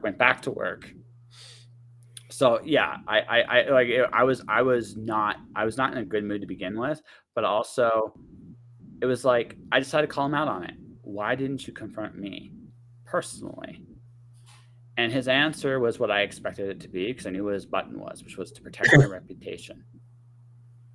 So my response was, with all due respect, if you're going to come after somebody's GoFundMe for your reputation, you don't got much of one. And that, I know, hit him hard, because who he was and who he is, right? Now, right? I just knew, like, I have no problem slapping someone down if again, he earned it. I don't do that to everybody, but he Okay, earned that it. was a very polite response on your end, though. Oh, That I can wasn't be like, you. you wouldn't go off and start calling him. You said a very short Oh no, no, I won't do that to anybody because there's not. I don't have to. First off, because I'm a little crueler than that. And this is how I say I'm a little crueler than that. Calling somebody a name, they expect that. No. I'm gonna call you out for what you do. I'm never gonna call you out. I'm never gonna call you out for. I'm never gonna call you. I'm gonna call you out for what you do. I'm gonna make it very clear you do it, and I'm gonna make sure you can't run from it. The way I said that, I know hit him in the gut. I could feel it. It hit him, and it was just like because again that it was knowing what to again. It's knowing where to hit, and how to cut. I know how to do that. And So the thing to avoid that, if someone doesn't want that, not behave in a way where someone would want to do that to you. You know, exactly. I like to think, I mean, I actually even had a bully who tried to ruin my reputation back in 2020. It was during the pandemic. And trying to ruin my reputation would literally have meant homelessness. And that still would be the safe now. However, they that person had nothing to go. What they were mad about was something that was their fault. I never did anything of my life where if someone disliked me and wanted to say something to or about me, they would literally have to search for something cruel or wrong that I did publicly. I make sure that I don't put out there. So if you don't want someone coming after you, how you had to go after him, he shouldn't have done what he did in the first place. Yeah. Oh no, absolutely. No. Or as they call it now, fuck around and find out. Yeah. No. That's the accurate way of describing that. Right. That's the accurate way. So you have to, like I said, the important thing, ladies and gentlemen, what we're talking about here, you have to be willing to protect yourself. And in that particular case, it's okay to be a bit of an asshole. You need to be. It's the nature of the world. Don't be the person that starts it. That's the thing. Don't be the person that starts it. The way I would say it is never ever start a fight, but always not be willing to finish one. That was what I was literally taught before going to school, because I always did have friends because I like sports and I like to play outside, but I've always been very odd. I've always had obsessions, and if I was like 26 years old, I'm autistic, and that's the reason that I've always been a little bit different and had trouble and had bullies.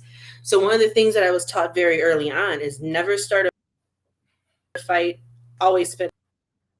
You are the last one standing physically, standing on the moral high ground. Taught even going into kindergarten, because that's how you have to be. Do not start these fights. There's no reason to start shit, but put an end to shit. Yeah.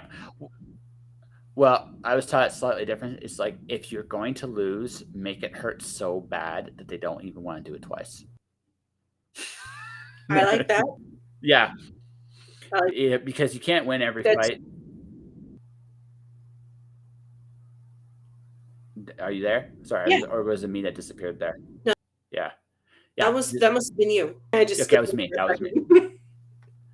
Yeah, no, it's okay. The technical problem score. No, that's the thing. Like the biggest. I think the most interesting thing about being an artist in today's age is you gotta learn that, and this is going to be like the oddest lesson.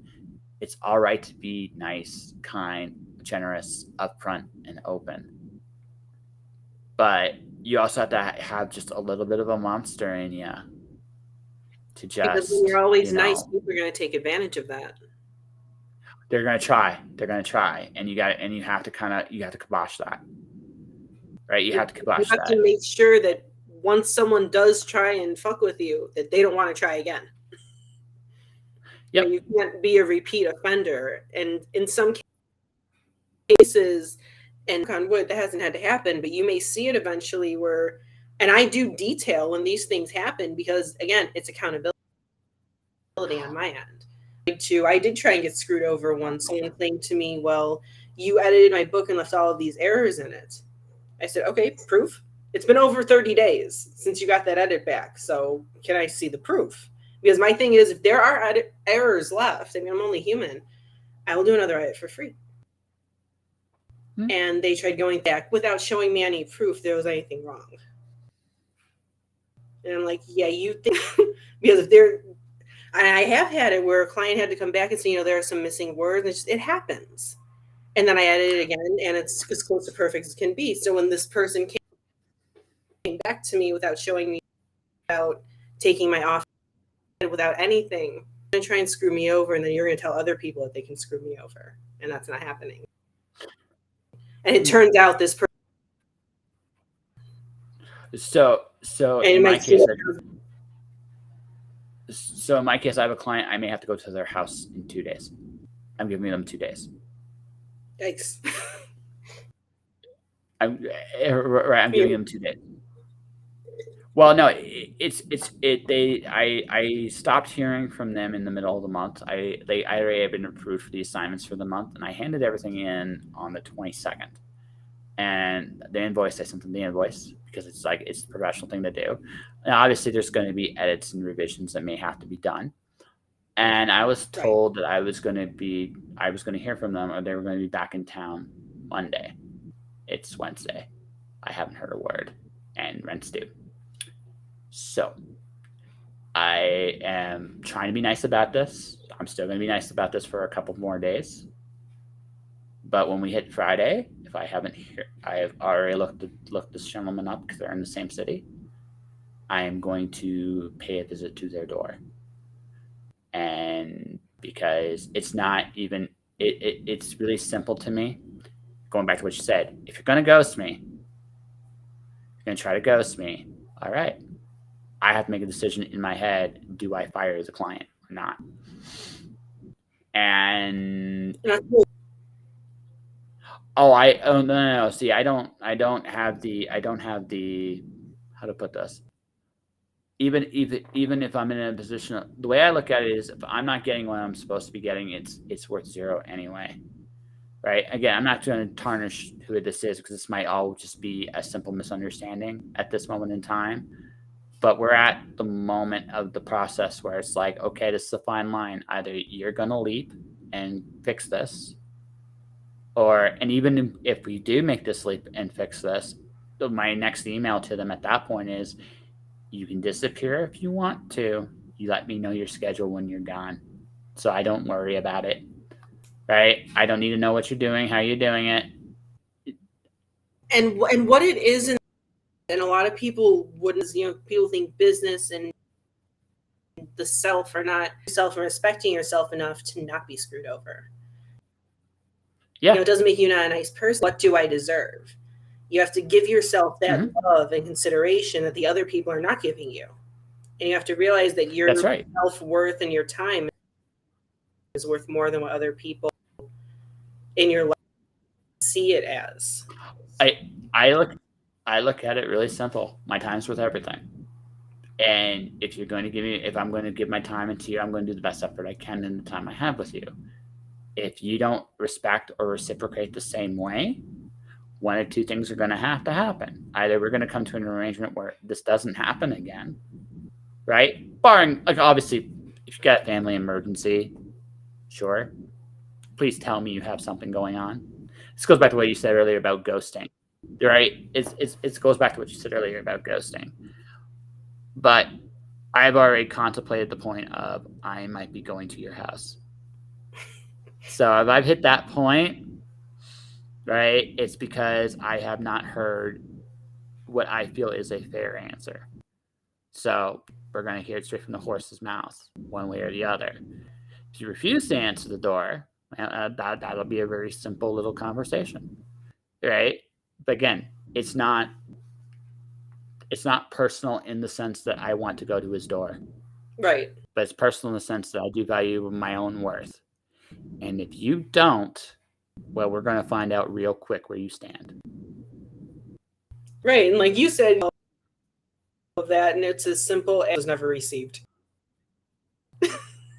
Yeah, it could. Because what I do is I don't reach until everything's paid in full, because I'm not letting that happen again. So what I do is when you take them from Word and then upload it to Google Docs, Google Docs, like number of track changes. So I take a screenshot of that, Absolutely. send it to them. Here's your track changes. Edits are done. They'll be sent to you as soon as I receive my payment. And I've had it happen a couple of times where the client's gotten back. Do I pay you? I'm like, I said, and it was never delivered. Oh yeah, it happens. And thankfully, no. because otherwise, Well, yeah, and that's what I did. Like, faster. well, this morning I made clear all the steps I've taken in the month. Like I sent an email this morning about that. So I'm hoping to hear something tomorrow morning. If I don't, right, then Friday I go on a trip. Right, and that's all. Then that's all there is to it. I was saying, I'm sure somebody listening is like, instead of down here, because watching the news to hear, someone get you with a shotgun. And that's kind of how it goes down here. you do that. I'd be the same way there. Do that in Chicago. You're not. Oh no. Okay. To be fair, not maybe because I how do I put this? Right. How do I put this? So my dad's from Detroit.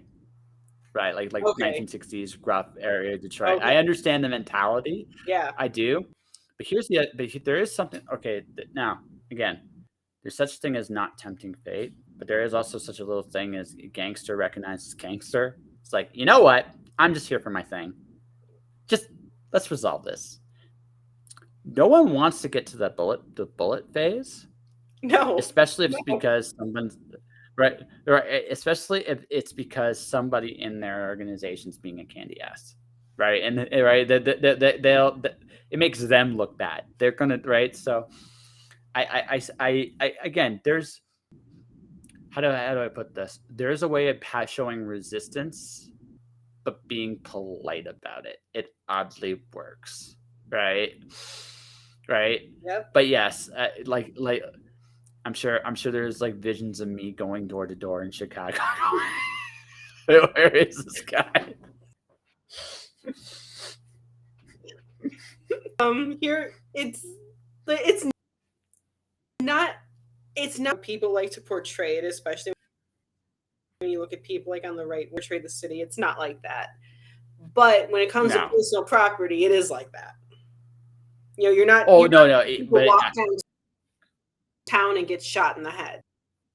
It doesn't happen. The drive-through area where there's that kind of activity. Yeah, but I think people just by saying, 3 Sicilian from, and people hear that about me and they freak out. And it's like, yeah, I may know how to shoot you in places where it won't kill you, but just hurt. I may know how to gut you, but it doesn't mean I'm going to do it. And I realize when I do say those things, that's why people are freaked out. It comes in handy when I'm writing. It does. It comes in handy. It's kind of hard to say, because I was asked, especially very early on, how do you do stabbing? If Jag is still there, I have to ask, are you laughing as hard as I am? Because that's like, because see, obviously I in comparison, right? You're far more dangerous than I would be. I'm more civilized about that sort of thing. But I mean, the important thing, again, this goes back to what you said. It's a self-worth, self-time, yeah. So I mean, you have to. That's my next tattoo for part of my sleeve. Self in a pastel thing here, because it's important. Yeah, and also, I mean, one of the most important things you got to realize is it's also about how you let people treat you, right? And you have to realize that the real battle in this life is what you see your own worth as. That is like, legitimately speaking, the biggest battle of your life. It is what will determine, I think, how far you truly go. Because if you don't think you're worth much, you will end up with nothing. If you do believe you're worth something, you still might not get all the goods, but you'll be able to look in the mirror and like what you see. And that, I think, goes an awful long way. Yeah, I would rather be able to come face to face with myself. And, and my thing, because I do believe in, afterlife and everything, I want to make sure that my mother me and she would not be proud showing myself the love and consideration that she knows I deserve. And it's like Yeah, you don't absolutely. want your mother scolding you in the afterlife. And that's a huge part of how I've been living since then. There's someone watching over me. I know that there's still someone to press, but just yeah, you're doing good. And Oh, yeah. not valuing yourself, no one's gonna be impressed with that. But there's also a difference between valuing arrogance, and that's a line that's a person can't cross. But again, I also think that comes with the are you a good person or not? I think arrogant people usually aren't very talented or very good at what they do, but they make it seem like they That is are. such a weird line because here's what I've learned. Like this is the big thing I've learned about this. The more confident I become, the more money I make. Yes, Like that's confidence is just one that, thing, but but not the, like the you don't want it handed to you. You want there's truth in that, but hear me out on this. I think this is where I'm not saying I'm giving it a complete pass because I get where you're coming from. But we talked about this. I talked about this with JD actually too. There is a okay. You've edited how many books now? probably almost 1,000 by now. So you've edited a lot of books. So at this point, Yeah, starting from at this point, you would command a reasonable sum, yes, right? A reasonable sum for your services, right? Now, even I'd be despite willing. that's actually one of the reasons I keep my God, prices low is that I don't have the degree to back it up. I think you have the credits to back it. I think you have the credits to back it up. I All right. do. If you have the yeah, if credits are to me the credits are far more important than the degree. I But agree. let's just say then, for the sake of argument. Okay, again, this comes down to also who you want to serve. This is a big part of this as well. I'm not saying so. This is about you, your own assessment of what you want. I think this is the honest question, right?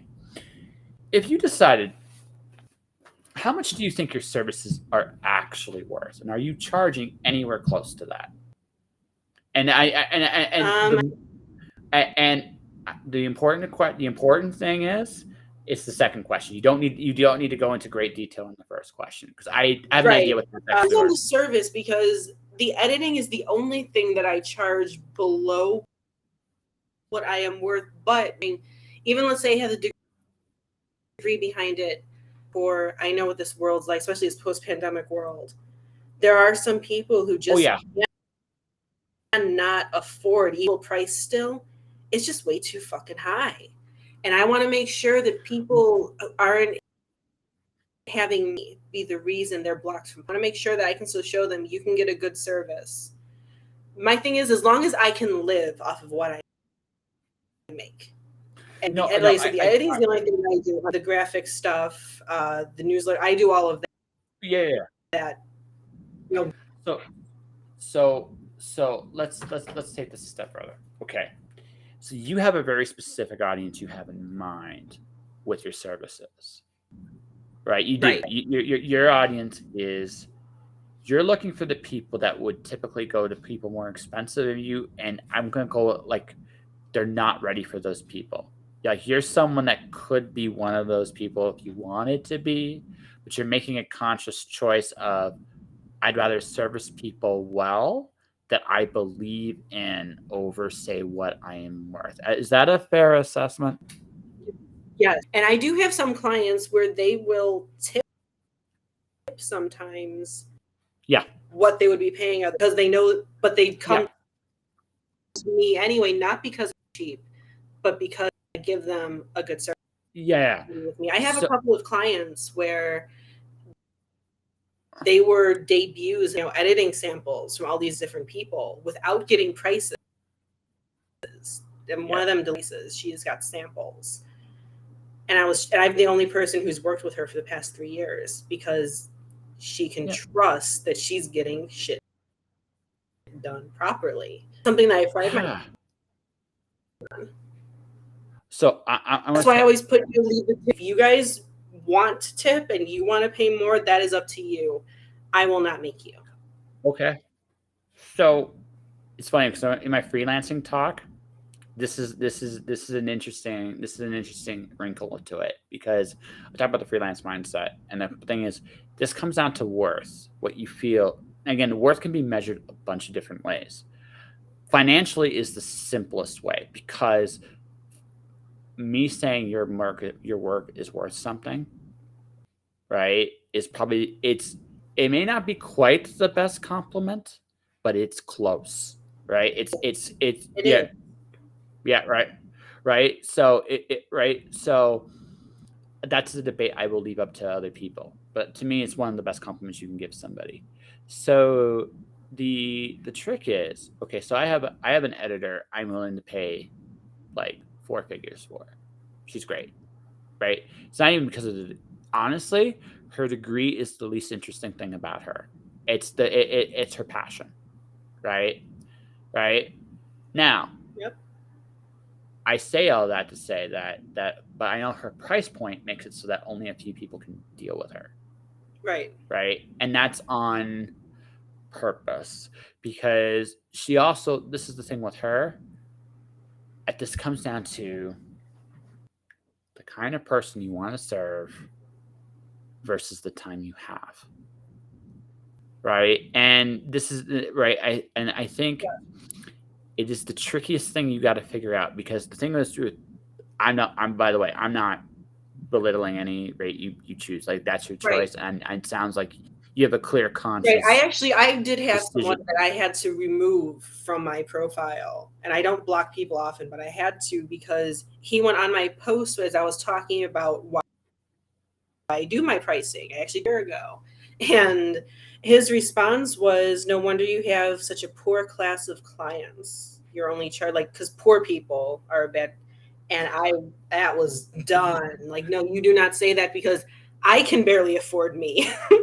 Yeah, My editor, thankfully, he matches my prices. He's retired, and I'm yeah. his own client, and he matches my prices as an editor.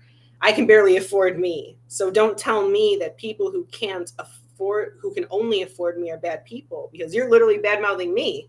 No, but there is a okay. So hear me out. Just hear me out. I'm not belittling your clients because I know exactly who you're talking about, and you're right. None of them are bad, but you also but the price of your price points being what they are, and this is something that I will say is you will get a lot more people, right, that will try to take advantage of you. There is right. Yes, You will. That is the flip side to it. Your price point is oddly it deter the bigger, the higher your price point, the more you deter people who are far less committed to their own work, right? And that is again, this is where it gets it's a that is very something that I yep, also had to sit there and think about. yeah, But it's very true. The people who are not serious yeah, yeah, loan I no, no. require deposit. That's because that's something that I require is a deposit. Oh no, I get And that, when I I get that, but wasn't requiring even it, I so, got screwed. oh no, you get fucked, Yeah. you Oh get yeah. fucked something fierce. Yeah. It's just the And way it is it's because hard, but I would rather deal with some of the unscrupulous people because once I get through, when I find the gems, say my few regulars, I absolutely love them. And most of them, yeah, that's one of the ones they could move to someone else do. And I appreciate that because there is yeah, this stereotype that also if you charge less, you're doing a shitty service. mhm. And it's like that is not who charge double what I do. And the only reason I do know this is because I'll see them advertise. And Yeah, oh yeah. I'll also come back to me fix what is a poorly reviewed book due to edits. It has happened. Yeah, but again, there's a psychology aspect to this too, right? That's why I'm bringing this up like Yeah. this, right? It's something I picked up on very early in this game. There's a psychology of your rates and the kind of people you deal with. If you're so, and what I tell, and I'm saying this in the conversation too, when I do my presentation, it's this: if you are happy with the clientele you have, your prices are good. If you're not in a good place, if you're not happy with the clients you have, you're not charging enough. That is just the nature of this business. Now again, right? Again, um, that is the so price points are one of the trickiest things about this business It's because also it's also about the kind of clients true for your pricing your book as yeah. well. If you would like to sell a novella, $4.99 to get readers, but you then have readers who think that a 99-cent book must be crappy. And then you also have readers on the other end of the spectrum who won't pay $4.99 for it. I think that's a pretty fair price. Yeah. Personally. I don't Well, I no, think $15 for an ebook is, what the Trad Pub's doing. Even up to like 7, 8. Because I know what it goes on. No, absolutely no, and I actually encourage authors to raise the rates. Yeah. Like I some like having this conversation makes me think about my Patreon. Maybe I'm not charging enough because again, I was looking at the way you were doing. What can you afford reasonably, right? But maybe what I should be doing is I should be looking at it's like, you know what, I shouldn't worry about that. Maybe what I should be worrying about is what I feel this would be as a fair price, right? Yes. Grandfather the people I have where they're at, but then everybody else coming in would pay what I feel like maybe it's more closer to what it's actually worth. And this is probably the trickiest part of the whole business because you have to understand that your decisions on your price point are going to determine the kind of good people you're going to have, but also the kind of bad people you're going to have. And you're going to have to make a decision on what you can live with. And I think that is one of the most honest parts of the conversation that a lot of creatives don't do. No, a lot of people, when I got into wanting to write, I was just a little kid. I didn't care about the money. I cared about none of it. It took, especially and going completely indie, where I had to sit down and really ask myself, what are your books worth? And I think my publisher at the time was undercharging. I raised everything by $1. My longer books I raised by $2, and they're $4.99 now. I probably could put them up. I have another book. It's over 110,000 words, and it's LGBT contemporary romance, and that's $5.99, and people buy it. Yeah. Because certain price points have certain readers who do know what the books are worth. Yeah. Oh, whereas my pen name, what I might charge only $2.99 for being a novella, my pen name can charge $3.99, $4.99 genre, where people are going to buy and people are going to be okay with that. Yeah. Whereas urban fantasy, that's not as good. Which I mean, I wish it was, but it's not. It's just how it goes. It depends on the fantasy too. Like if I'm getting like I'm gonna call it the Brandon Sanderson bullet book, where he's thick enough to sock the bullet. I'll pay a little bit more for that. Yeah. I will. I won't. Yes. I do price based on length, and then I also take genre in consideration after that. But my number one is length. Yeah. So because also you have to take into consideration what Amazon is taking from you once people buy the book, whatever. So you always have to make sure that you are doing what's best for you. And it's much easier for me to raise my prices on my ebooks and my paperbacks than it is my editing, because as passionate as I am, it is the day job, the creative dream. And that is something that I do. It's something I encourage my clients as well to ensure that they know what their art is worth. I discourage doing as many movies as possible. I discourage doing the 99-cent unless it's a really short series starter, because then you can take that loss because some series. Well, the first book's always an investment. Like Alice Zero, like my Alice Zero is $1.99. I decided to go there, and the other one is $2.99. Like I'm actually not that we've had this conversation, I might be raising my Alice probably this $3 or $4.99. It's poetry, kind of, sort of, but it's got like it's got it's more than what people bargain for when they read it, and that's how I'm going to put that in like the best way. So it's a Wonderland book with a very very unique style. And I should charge accordingly for it, Yes. right? So yeah, you're right. So, but this is something, but also, I mean, this is the other aspect of it too. Is I look at the sales, like patterns of it, and I look at the sales patterns, and what I've learned is that you kind of you like I said, you gotta kind of have to experiment, and always your first few books are going to be investments, but the investment should be, who is my audience? That's price, like, and then from a price point standpoint, where am I going to get the most sales? Who are these people? And then how can I reach them to get more? That is the real, like, the business end of this. That is the real work. It is not okay, me. I do graphic novels, right? Um, I also do YA. I also do science fiction and fantasy. Right, topics may vary. The book I gave her has an L. God, I hope I got all these LGBTQ. Did I get that? Did I say that in the correct order too? Yeah. Right. It has a bit of a romance in there, although it's not as overt as some of the more steamier versions of that. Right, it's there, Right. and right, again, It's a it's social. not it, but again, I don't necessarily. I'm not saying I fit that. This story does. It doesn't mean all my stories are gonna fit Right. here, right? Right. So right. So, but so what I am, so from a brand standpoint, I am a sci-fi science fiction slash fantasy author with that deals with writes a bunch of stuff in those universes with subject matter that I particularly care about, right? Which means for me, I'm the pulp novel guy. Like that, I love the sci-fi dime novel concept, and that's what I want to be. That's what that makes me happy.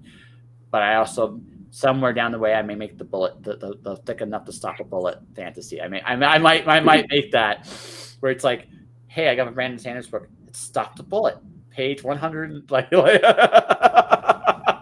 Yeah, I mean, I was actually surprised with myself. I do write shorter normally. My characters tell me I'm very one of those listen to your K. Yeah, And absolutely. when I wrote my young adult series, the Coven series, it's urban fantasy that delves into deeper fantasy. Of course, there's the elves, there's all these creatures, and they do live secluded from the real world. So it almost feels like a main fantasy type thing. And them, and all of a sudden I was done with it was 187,000 words. And I was like, okay, happened. So I did cut it down, broke that into 2 books, and a series of 100,000 words. That was very unique for me. And then with name, my first few books were 80,000 plus. I said the one I mentioned, 110,000 words. And someone as an editor for marketing, I would say cut that down. There's literally not a single thing that can be cut out of that book. It was what it needed to be. And I priced it But accordingly and marketed it accordingly. so I am actually at a weird point where I kind of want to push back on the traditional marketing sense in one sense. And this is just what I'd say. I think publishing has decentralized to such a degree. There is a niche for everybody, right? Now, again, maybe it's not as lucrative a niche as a more traditional model. And we can make that, but I think we're also at a point kind of with the way publishing is today, that you can literally write anything you want. Yeah. It's not right. You can literally write anything you want, and there is an audience for it.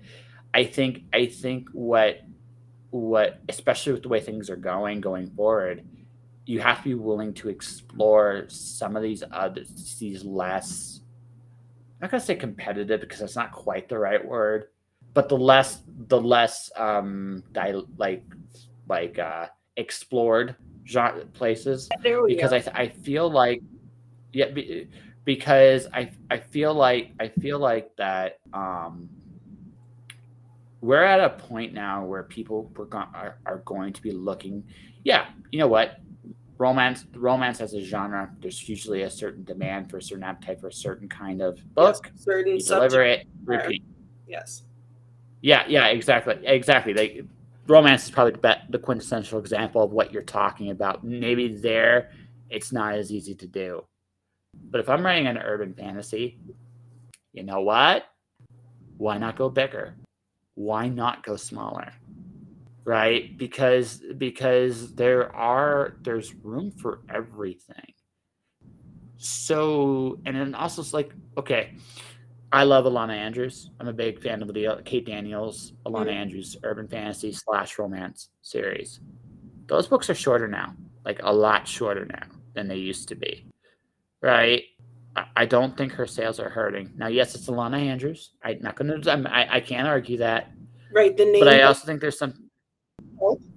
Yeah, absolutely. Can't argue that, but there is something to be said that because name doesn't necessarily mean that the book's going to work either, right? If they Right. can, There are who have dropped books, and I do hear a lot of bigger names like that. And with Alona Andrews ones, we hear her name as quality has gone down.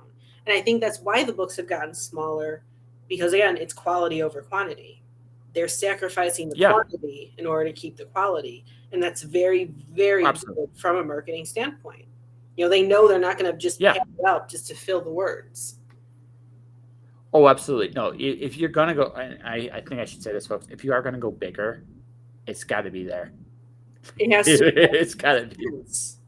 It has to all Yes. fit. You can't just all of a sudden have this random subplot in there that you throw in and then solve, then go back to the main. Because I've seen just like it gets Yeah. boring. Yeah. I would rather have a shorter sense, and then you could take that subplot and make Oh, it into oh, a different shorter book.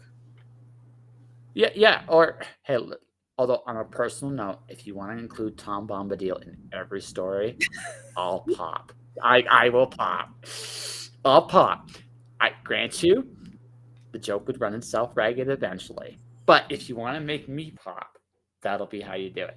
Because that was my favorite part of Lord of the Rings. Not the main part. Not the main. But there was some information that he gave, and there was world building in there. Whereas in the novel, I don't Oh, feel absolutely. like. But I mean, for the movies, yes. For the movies, there are even things in my shorter novels that could be cut in. But when it comes to the novel, oh, well, it's also because okay, so Tom Bombadil, the part of Tom Bombadil, I can't believe we're going to Tom Bombadil and Lord of the Rings here, but the thing is, the thing about that was it was whimsical. The Lord of the Rings felt it was first. I'm going to give it all the respect in the world because it was the first one. It was the first modern attempt at like a Percival style story. Um, but at the same time, it felt like a slog to read at times. And I think what it was for me, that particular scene was a breath of fresh air. It wasn't necessarily it wasn't the most important part. There are parts of the things he revealed that were important, but it was also just it was a whimsical part of Lord of the Rings. Lord of the Rings, quirky.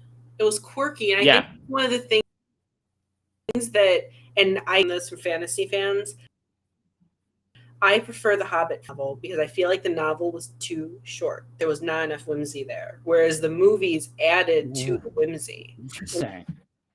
See, the immersing you. I feel the Hobbit Also, to me. another thing, so centered on Bilbo's POV. You got other POV and get as much of that in the novel. So here's my opinion on the Hobbit movies. There were two really good movies in there, and I feel like it was one too many. My opinion, just is where I am at. One right.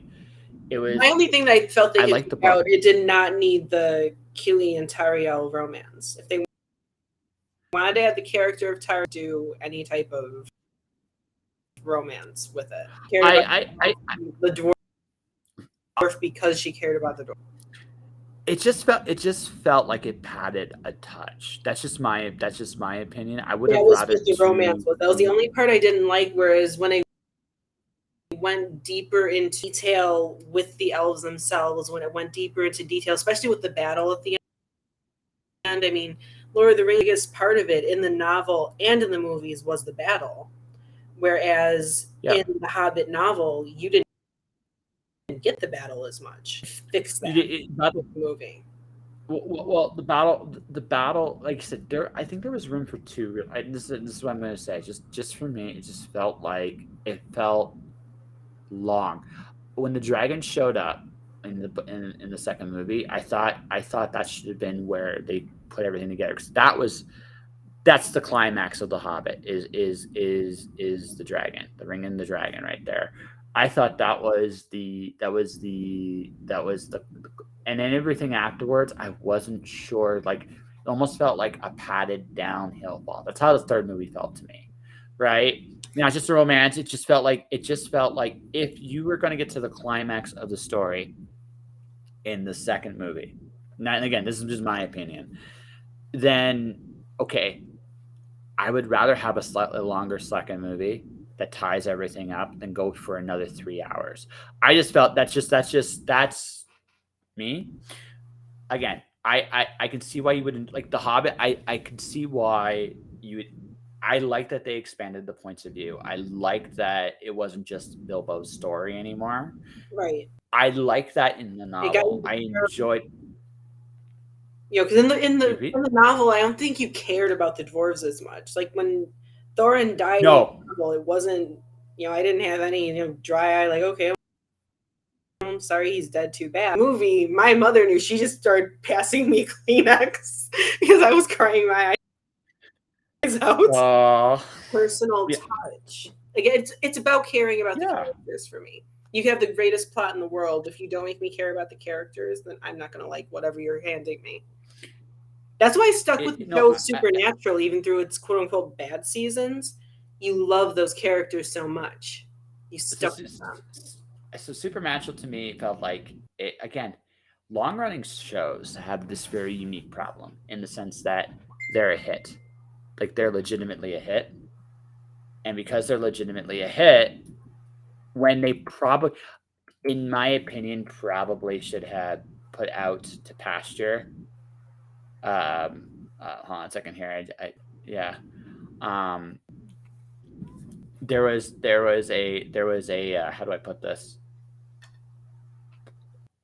There was a point where the story probably should have ended, but because it's television, right? And they had a hit and they wanted to keep going, that they kept going. And there is definitely a, like, how do I put this? It's, I'm not gonna say the show necessarily dipped in quality, but I also think like the show made a deliberate, conscious attempt in the last few seasons to cater to a very specific kind of fan, because they Season knew at this point they knew at the, they, 11 was when they really did that. yeah, 11's my least favorite season because they didn't like that were very positive. So season 11, they tried yeah, to get Dean into this creepy romance with the villain who became villain, yes, villain again later. And that whole season, that was deliberately done just because they didn't like something that the fans were thinking. And yeah, yeah, I hated that season. We'll see made better. Whereas 13, 14, and 15, 12 transition, 13, 14, 15, it really took seasons for me. And it was very yeah. enjoyable. Well, again, they were, 15 was their best but season, the thing is, season 4. yeah, but like I said, but because again, they had realized at a certain point they had totally told, they probably told the main crux of the story by, let's say, season 10. I'm being a little generous. Probably was a little earlier than that, but let's say season 10, right? Season 11, they tried something different. Didn't work. Okay. But we still got a hit. We want to keep, right? So we got these fans here. Let's cater to who we have, and we'll have fun all the way until it's finally over. Because there comes a point you have to walk away from the show. But they've Right. got everything they. They had such a huge part in the behind the scenes. They actually did make the decision. Okay, we want to end it here for Yeah. our fans. We want to ending, not the studio's ending. They didn't want the executives Yeah. coming to them saying, "Hey, we're going to cancel you," when they were mid-season. and then Yeah. the ending really. But it's the same thing with books. You'll hear about Yeah. a long running series. It's kind of just regurgitating the same old shit. And every time I Paranormal Detective series, it started out as a standalone, it was supposed to be Stakeout. I got ideas, okay, it's gonna be a trilogy, it's gonna end with like sentence. The characters are gonna keep going. I wound up in a hole I did not know I had, which led me to do books. And I finally did some more. Readers going to get sick of it, but I did make sure I was doing something different each time and progressing the story to where I never planned on in book one, which was Angelica. Huge plot point as to why Angelica. And I was very concerned, our readers going to get sick of it, but at the same time, I knew I wasn't regurgitating the same old shit, which I have seen a lot of authors but do. okay. They Well, just again, but it's such a weird. Well, I just think like that's the trade off, right? Let's say you got a hit, like a really big Uber hit. Do you walk? It's not. Look, Terry Brooks and Shinhara. He's been writing Shinhara since before either of us were born. Yeah. Like, seriously, didn't think about that. That's mind-boggling. Yeah. Right. He. Now, don't get me wrong. I think he enjoys it, right? But here's my take. He's probably said everything he's needed to say about Shinhara a long time ago. Again, no knock, but he's now at this like weird space where he's got a fan base that loves what he does. And is that such a bad thing? That even if you aren't saying like I think of like that with Jim Busher with Dresden. I think about that with like, um even to some degree the Wheel of Time, right? These series, these very long series, right? At some point, it's not necessarily entirely about the story itself. It's about servicing the fans you have. And is that a terrible Right. thing at the end of the day? As Yeah, long as you're absolutely, Jack. enjoying yourself. Yeah. That series. Now, I mean, but I mean, you don't want to be Arthur Conan Doyle. Like that you want to avoid at all costs. Yeah. Yeah, you don't want to be the one-hit wonder. That would be like if Stephen King was only known for The Dark Tower. Yeah. All these Well, other but books, that would be worse than that. Oh, nice. Nice. But no, so here's the thing, right? And here's the worst part. He hated Holmes. Like he absolutely hated Holmes. He deliberately killed him off. Yeah. Like, I don't know if you know the show Sherlock that was on the BBC. That's why they did the big he's dead and then trolling Conan Doyle. They were making fun of him. Like, yeah, we're doing it like you did, but better. Yeah, well, because you could do it better, right? You could have legitimately done it better, but he was trying to kill off the character. Right. But right, so if anybody reads everything up until Holmes's death is actually really good stuff. But anything after that, he was phoning it in. Oh, big time. Yeah. Big time. Right? But he had a hit. That's like the thing with Dickey books, how they sometimes seem to just plow along a little bit.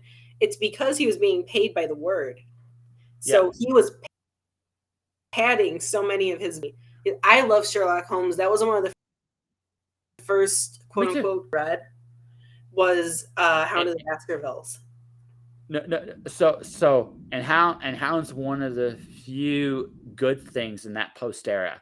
It's one of the few. It's not a big list, but that's one of them, right? But going back, he had that idea from before, and then just kind of snuck it in. It's possible. Like sometimes when you write, right? Like this, like you'll have this little side story that like my Watcher series for the poetry series I did. I have a little side story in my head. It's not a big side story, but I was like, I could go back into this world and it'd be kind of fun this way.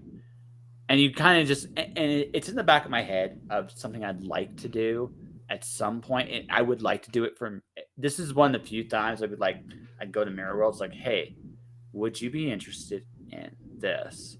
Right? Because I introduced like this race in the third book, but that survived the apocalypse, and they were a different tribe of race of people than we were, the human survivors that were still alive. And I'm like, I would love to tell the story of how they came to be, because that would be fun. Right, Just, but that's it's also a not a, different thing for you to go back into with new but characters, yeah. new ideas. My Paranormal Detective series, the Coven series, and the hopefully soon to be finished Paige Papillon series, they're all in the same world. They all succeed each other, with Paige being after the end of Paranormal Detective. I'm not going to spoil what happens at the end. The world is irrevocably changed in a very, to humans, a very minor way, but to the paranormal creatures in a big way. And Paige's world is set after that big change happens. And that's actually where her finale is going to go and tie into that. While the main character is obviously not Angelica Cross anymore. And I think that if you create certain worlds, you can keep playing in those worlds with new stories. Oh, absolutely. Setting new stories. That's what I love. That's why I love, another thing I love about Stephen King. He does that with, Oh, Darren and all of that. oh no, he does. Like, Rough. but again, but again, I'm in a weird space.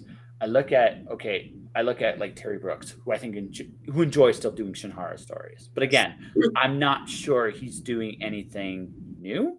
Now, having said that, I haven't read Shinhara in a long time. So, folks, if you are listening to this, I'm sure he's come up with wonderful things since. I'm not. This is not what I'm saying, right? But there is such a thing. There is such a thing as there's a point when you're just doing it is not as much about the story as the fan service you're giving to your fans that love what you do. I don't think that's a terrible thing. I think that is a great problem to have as a writer, as a creative of any kind. Yeah. And I think going a little bit further than that is to be the type of writer, and people ask this question a lot, who is your one-click author? Being, it doesn't matter what they write, whether they just love your work. That I think is like a graduation of that, and that's what I strive for.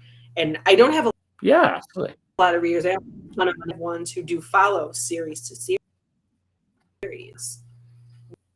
And that's one of the things I was afraid of when I went from Paranormal Detectives to Coven, and they came with me, and that's fantastic.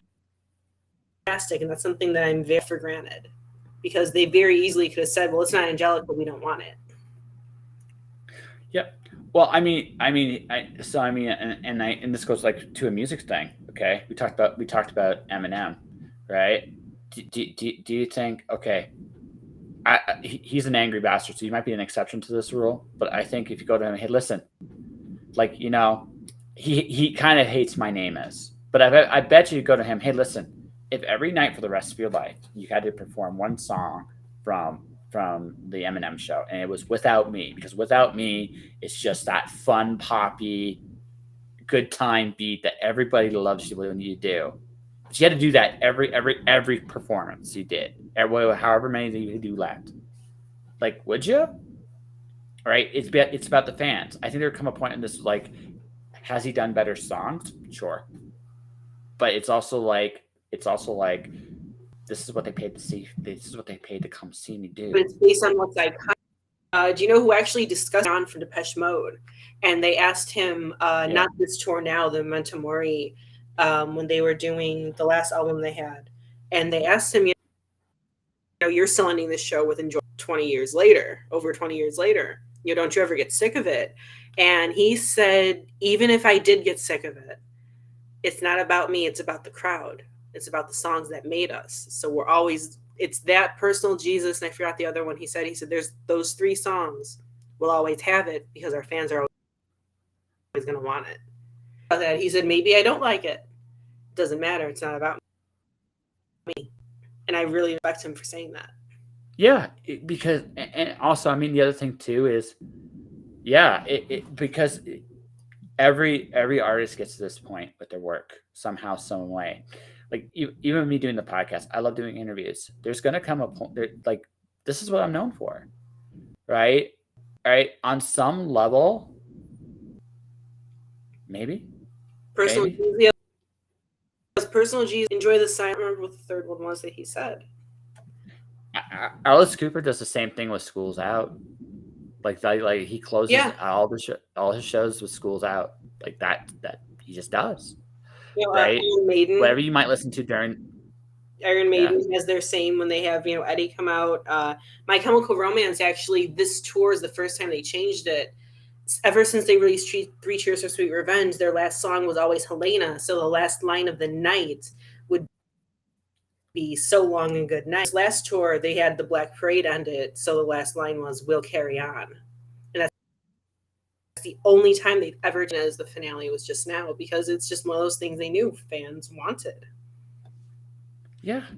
And like I said, there is value sometimes in taking something away a little bit for a little while to make fans miss it.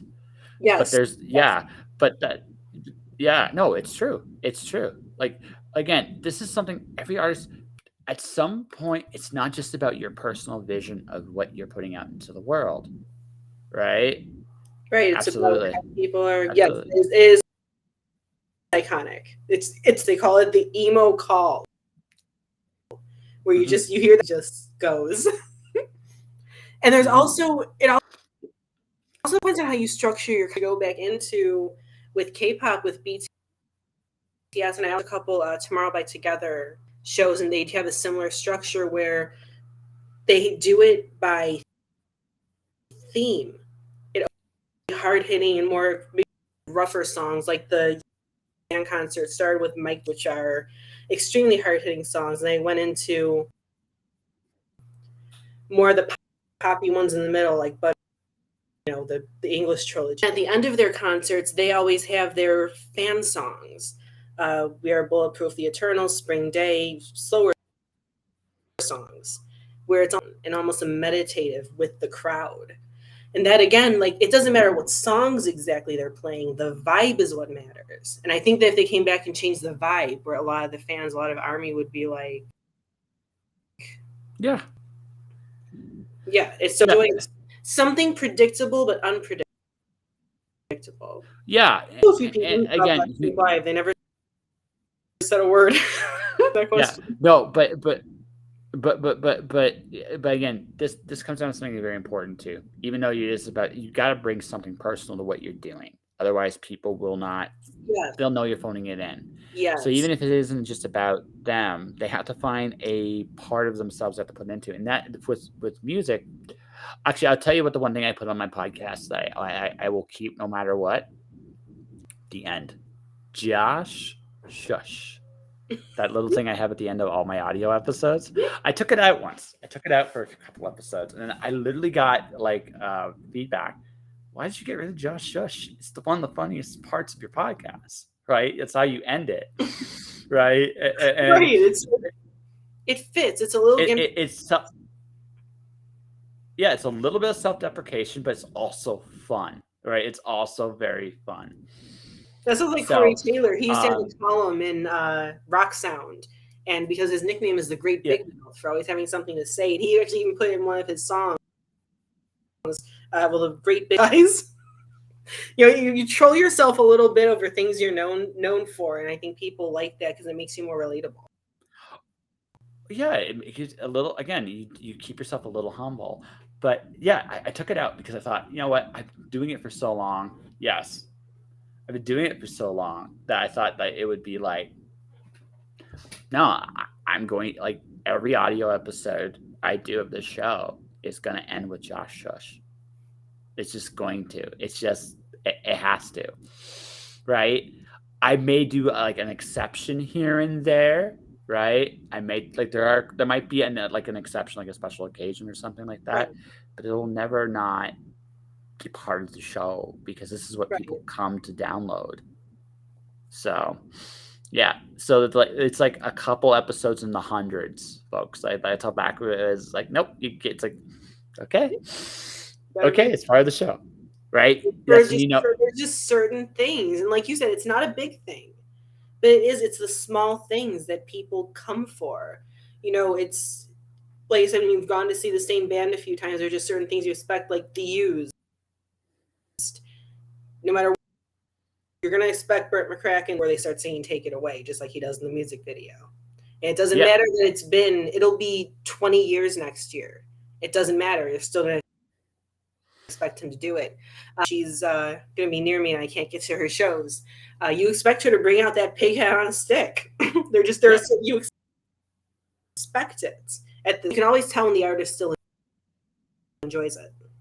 Oh yeah, there's always they gotta bring a little something of themselves. That's the whole of the secret, right? That's the whole of the secret. And if you have that, it'll work. You can't phone it in. That is the biggest danger of success or failure is phoning it in.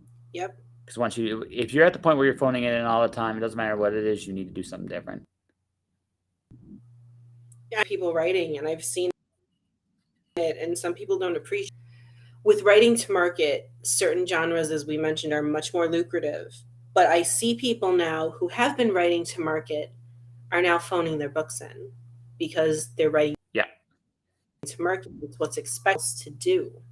Because when they don't phone it in, it doesn't sell because it's not to market. People, I'll see their complaints almost constantly that they are not enjoying.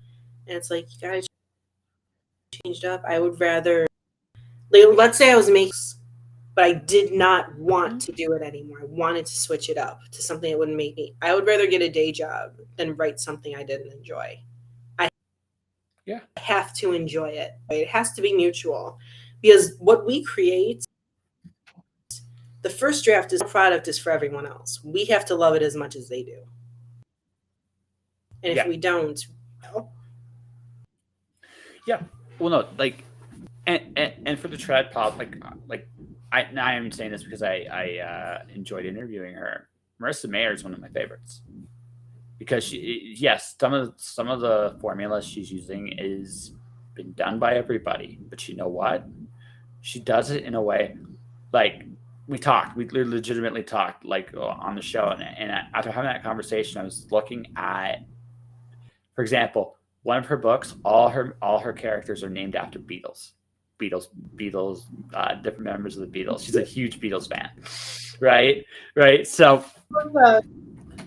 so it's those little things like that she puts in her work that make it work. That's why it works. Something I often say is every single plot has been done before. Yeah, dozens upon hundreds. What matters is what's the spin you're putting on it. I mean, the Paranormal Detective series, especially the Coven series, that type of plot has been done to death, including by an extraordinarily famous young adult series. Mm-hmm. That's the difference. It's bringing my to it that. And what it's really about is fine-tuning your voice versus the expectations people have come to again, especially traditional. You can do a little bit more different. I consider indie and Kickstarter different. Not a lot of people. Not I kind of feel like they're different audiences. I think they're valuable, but different. You can be indie and do a Kickstarter, but not all Kickstarter is indie. It's an entirely different machine.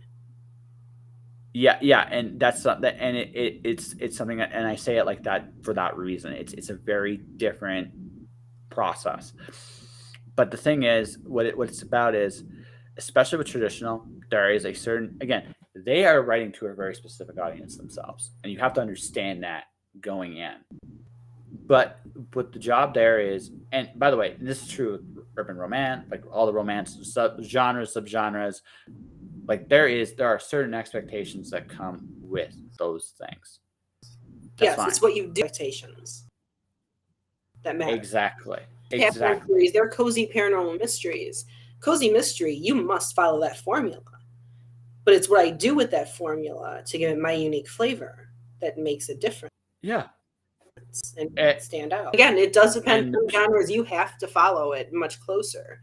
Whereas with romance, you don't always have to. Not every romance has a meet cute. Not every romance has something that breaks the couple up through something external together. So even when you think about that, it's not all the same. The only thing that's the same is happily ever after. And that makes it very unique. Same with urban fantasy. There are certain things that are expected, but there are so many that even if it's been done to death, Yeah, and even if you don't and urban fantasy, you can get away with you can get away with not having a happily ever after, Yep. but you almost have to you can get away with it, but you have to have you have to have a little victory. That's the secret to Yeah. that genre. Yes. You could have, one of Right, you the have to have a characters little. die, but the other one wins still. That sort of thing. Yeah, yeah. You can have that be the like it's the nuance of the battle. That's what matters there. Do it right. It doesn't matter which way you go. Yep. But you got it. But you have to know what you're doing. But what it comes down to is you have from a craft standpoint, you have to understand the expectations you're supposed to provide. From a personal standpoint, you got to bring yourself into it as best you can. Right. The people that do You it write the what you best. know. A lot of people, when they hear write what you know, they think, well, you can't write fantasy. But no, it's putting what you know in your heart and in your life and your beliefs into the fantasy. Absolutely. No, no, I have not met a vampire. I can still put myself into a vampire story. If you met a politician, you've met a vampire. But that's just a different Oh, kind don't of do that just a to different kind of. vampires. Don't do that to them. Hey, listen. At least they're not sparkling. Right? So.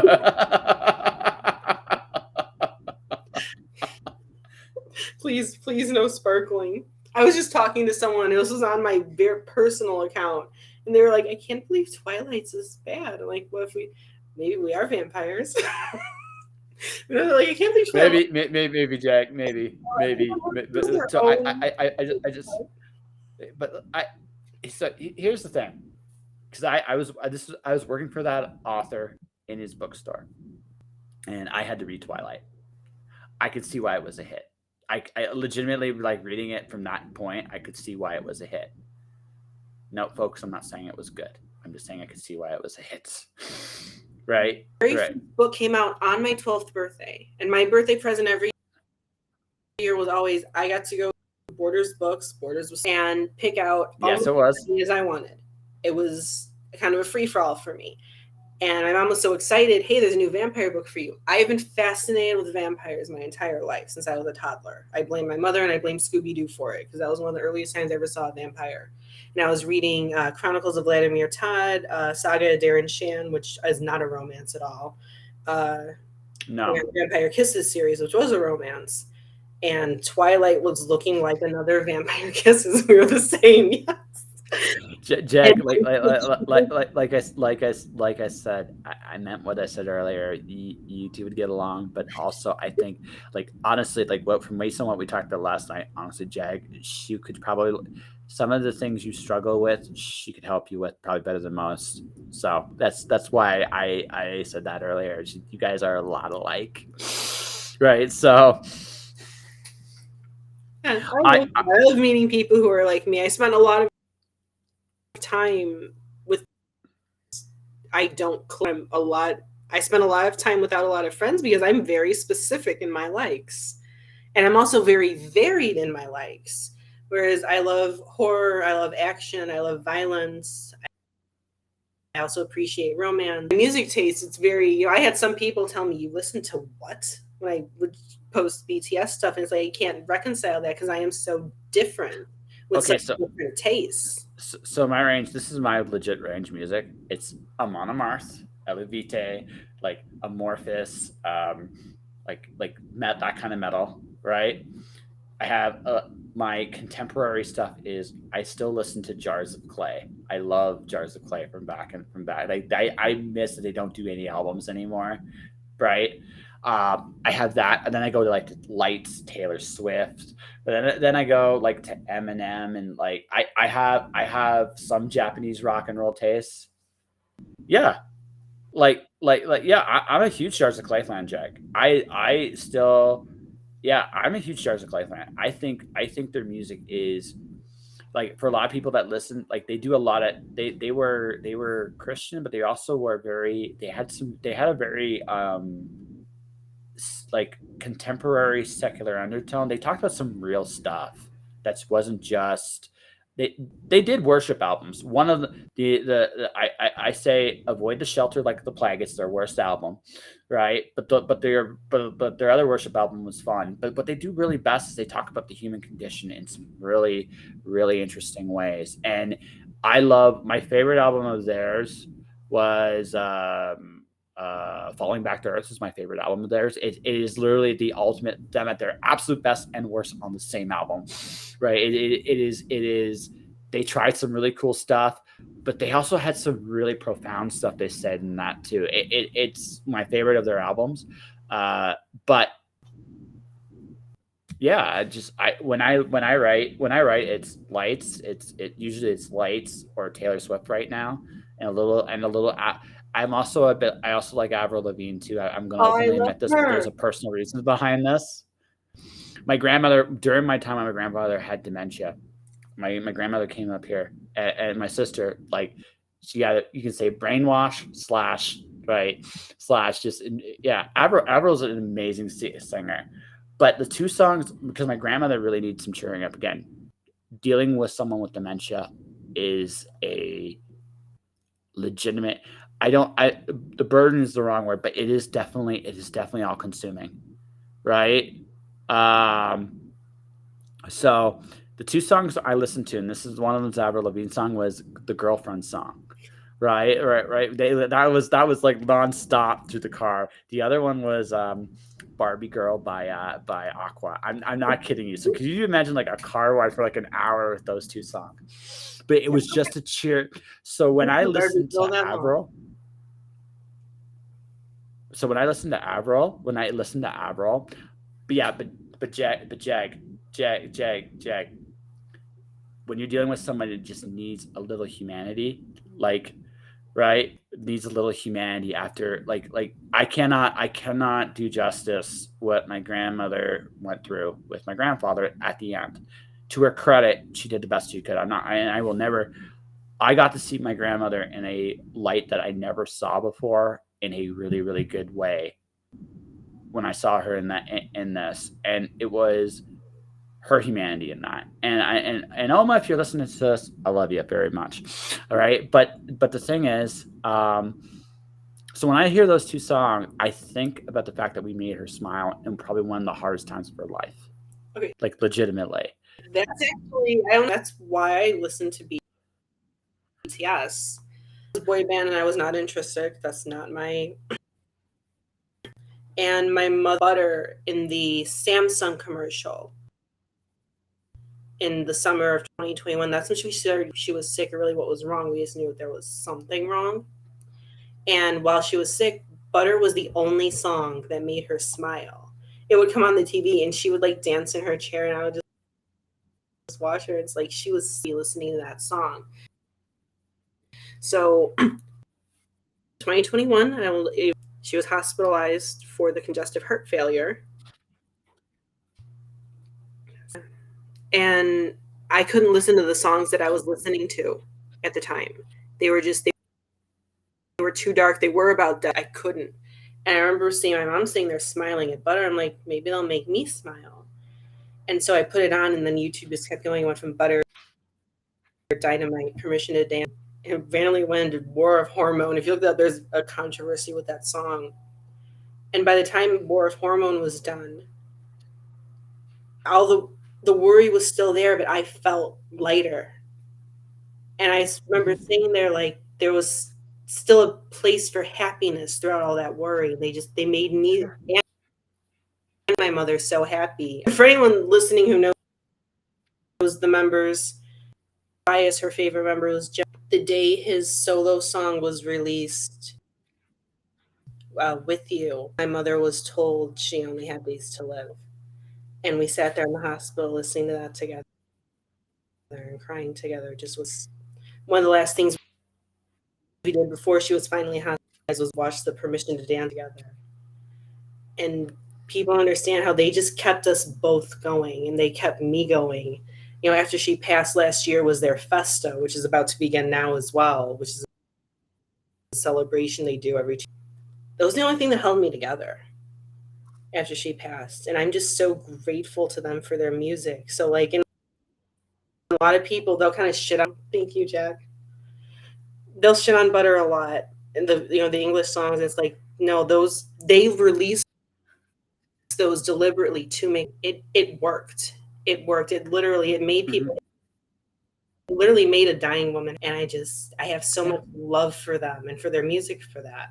So I completely understand why you have soft spots for a song like Barbie Girl, because sometimes Yes, it's the because most it wasn't things it that just they heal.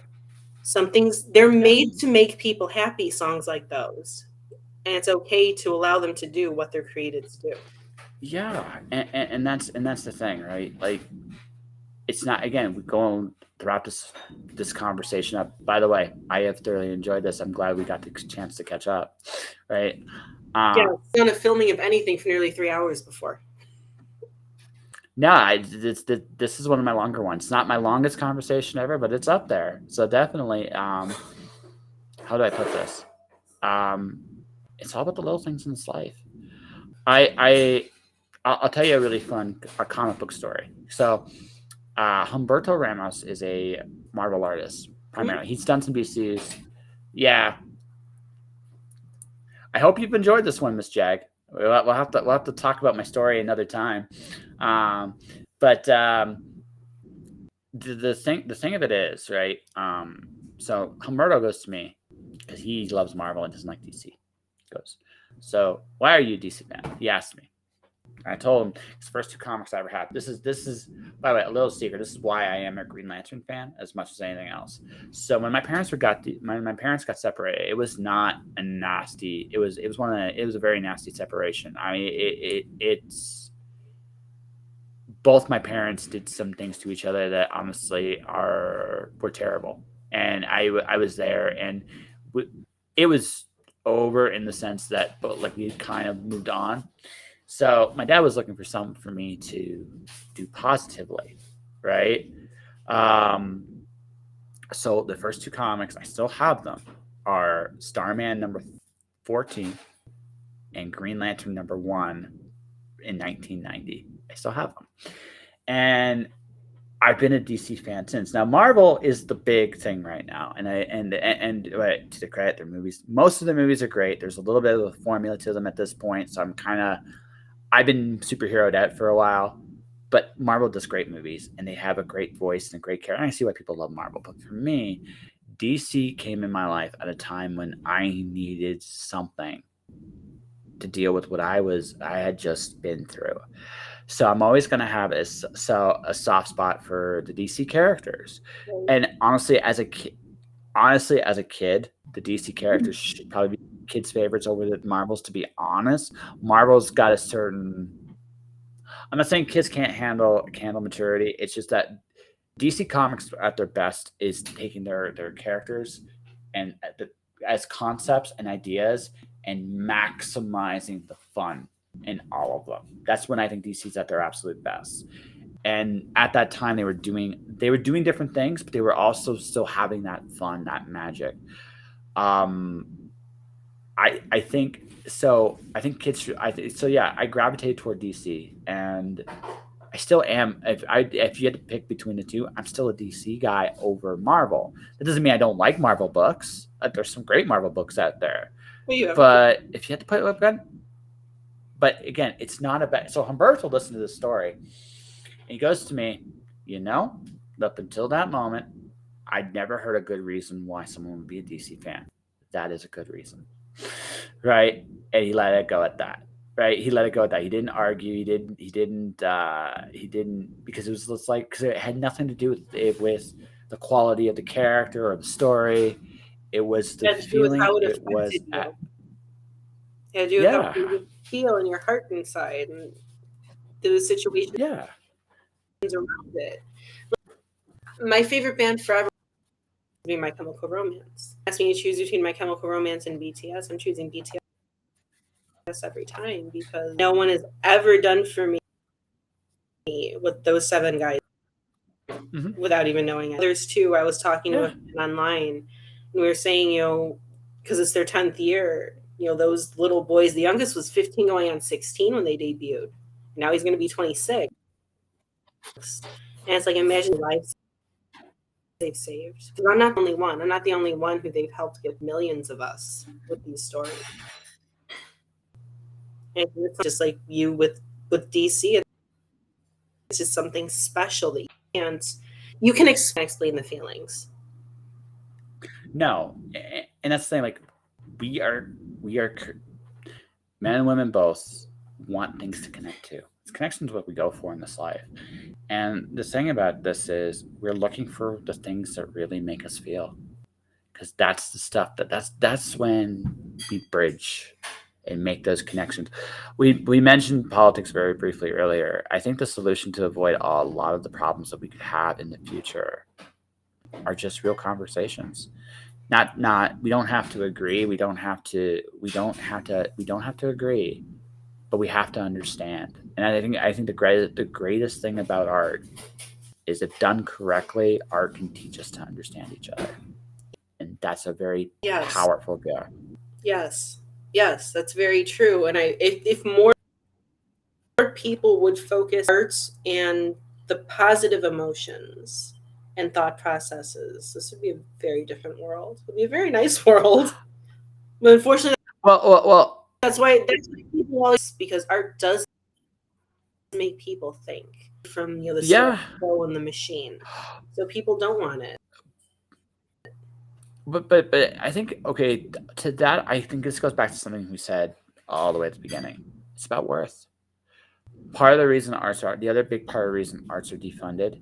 People will go like, I heard a conversation the other day. It's like, what is the value in what I do if I'm an entertainer? Well, the values, like, there's many values to it. One of the best is people are looking for things to escape into, music to listen to, television to watch.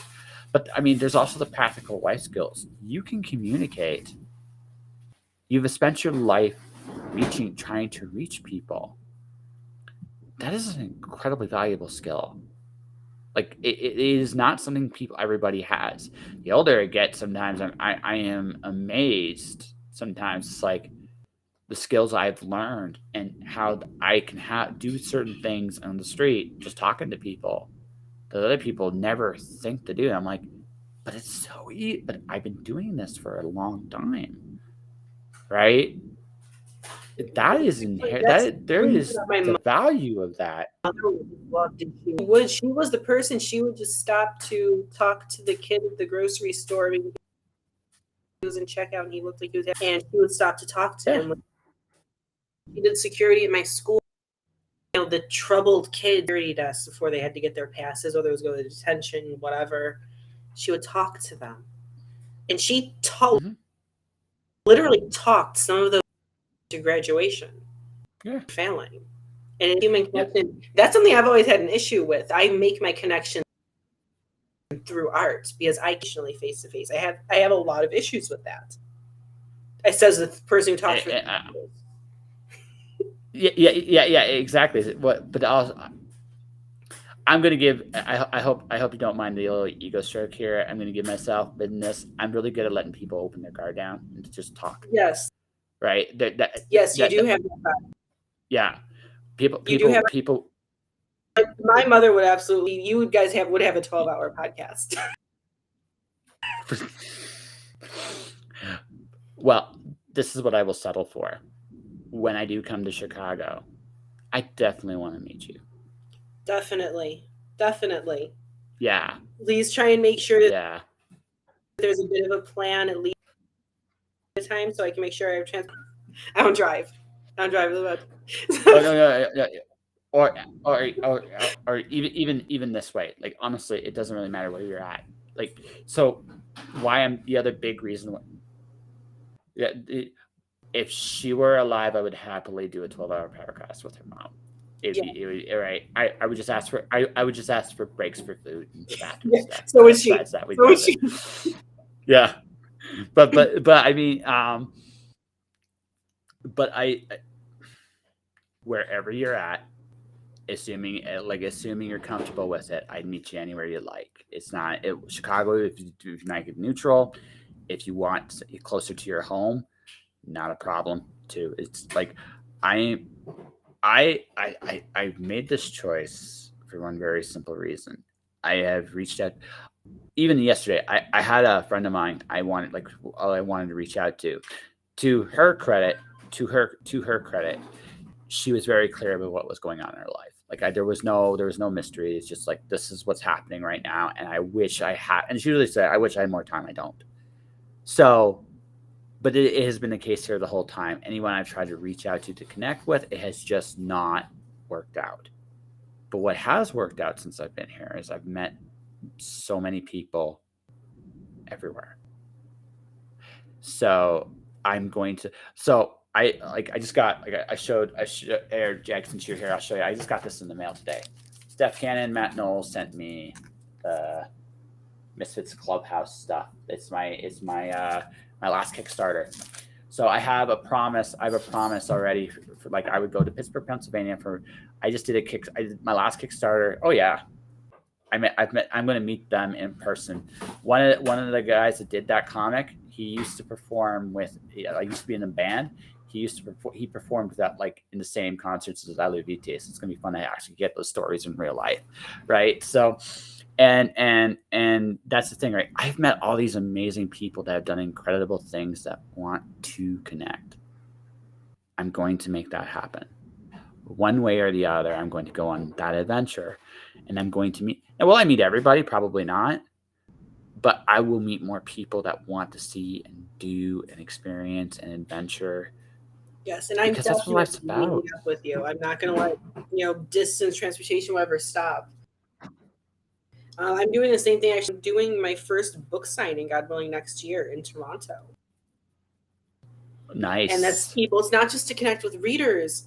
So many people that I've worked with for years as an editor and as an author are going to be there, and I want to be there with them. I want to make those connections, even though it's hard for me. Yeah. So here's the fun thing. So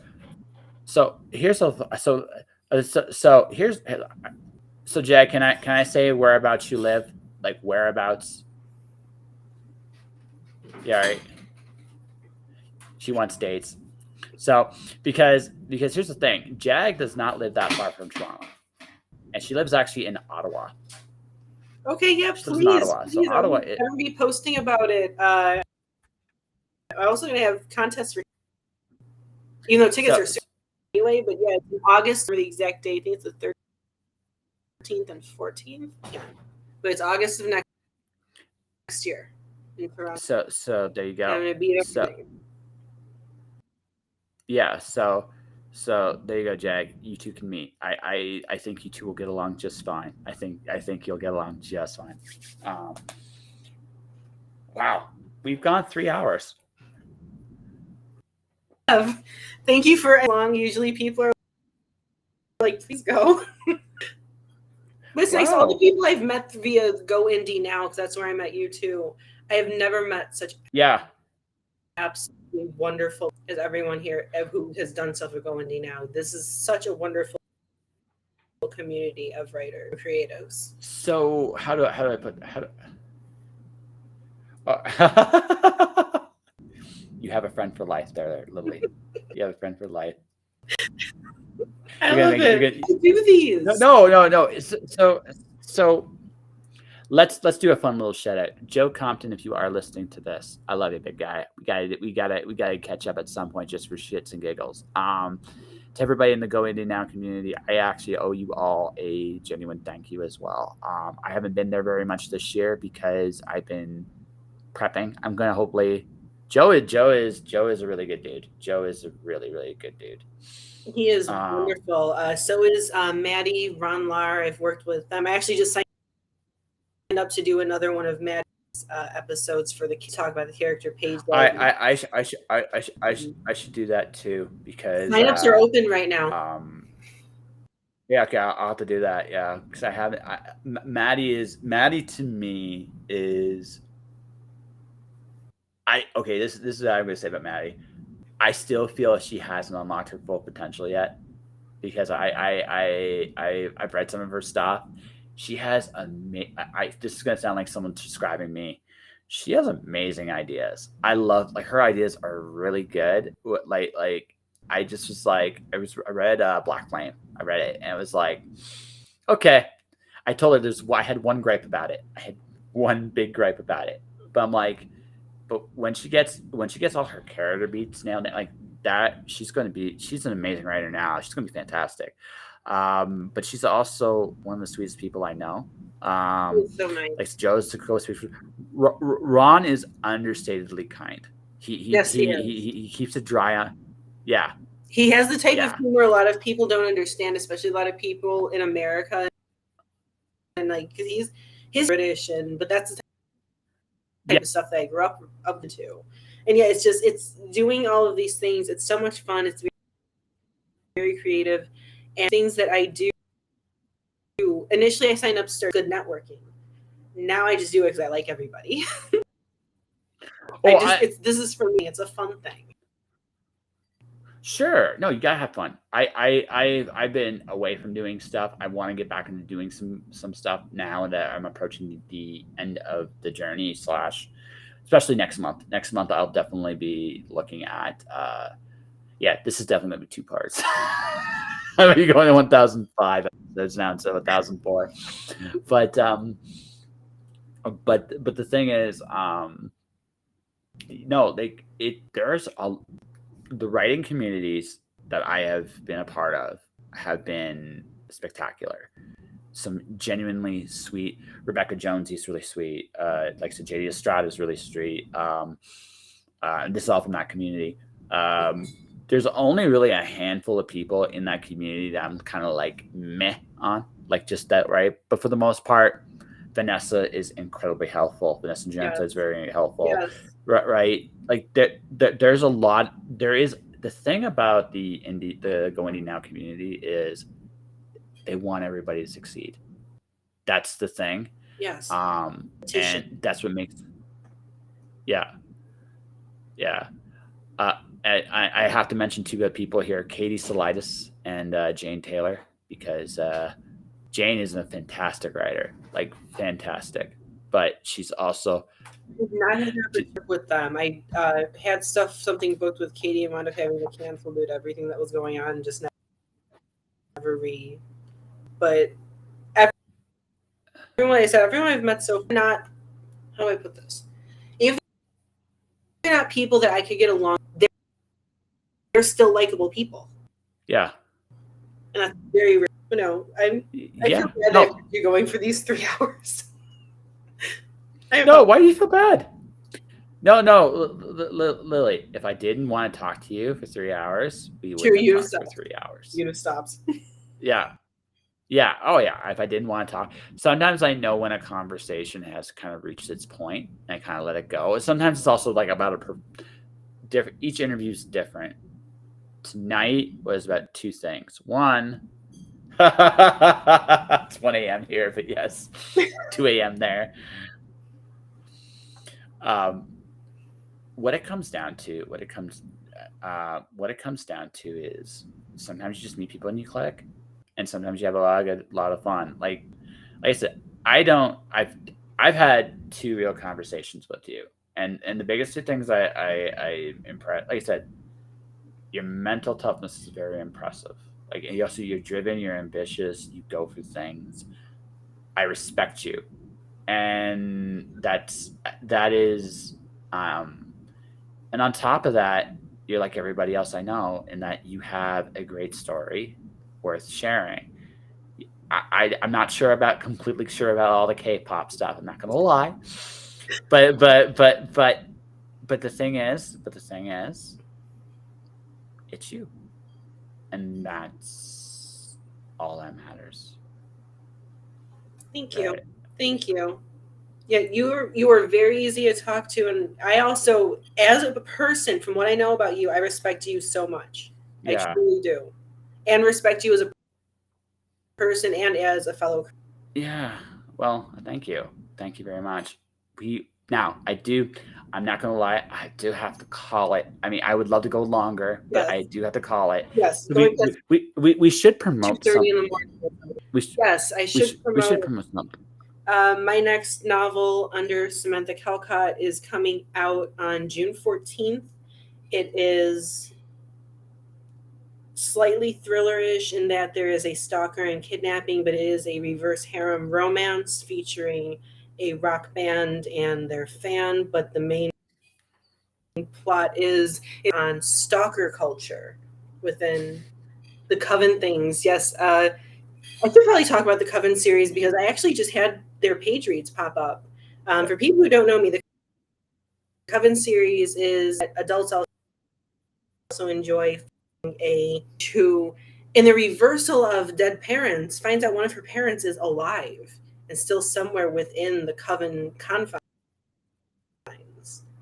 and discover her family, her life. It's a take on good versus evil. It has quite a bit of politics in it. A lot of action, a lot of fun. There will be something that I like to call it is, and I hope I'm not offending anyone who, well, actually, I don't care if I'm offending you if you like her. Harry Potter, if you're not a big, it fill void of whimsy, of magic, but also have that dark surprising in young adults. That is the people who have gravitated towards the Coven series.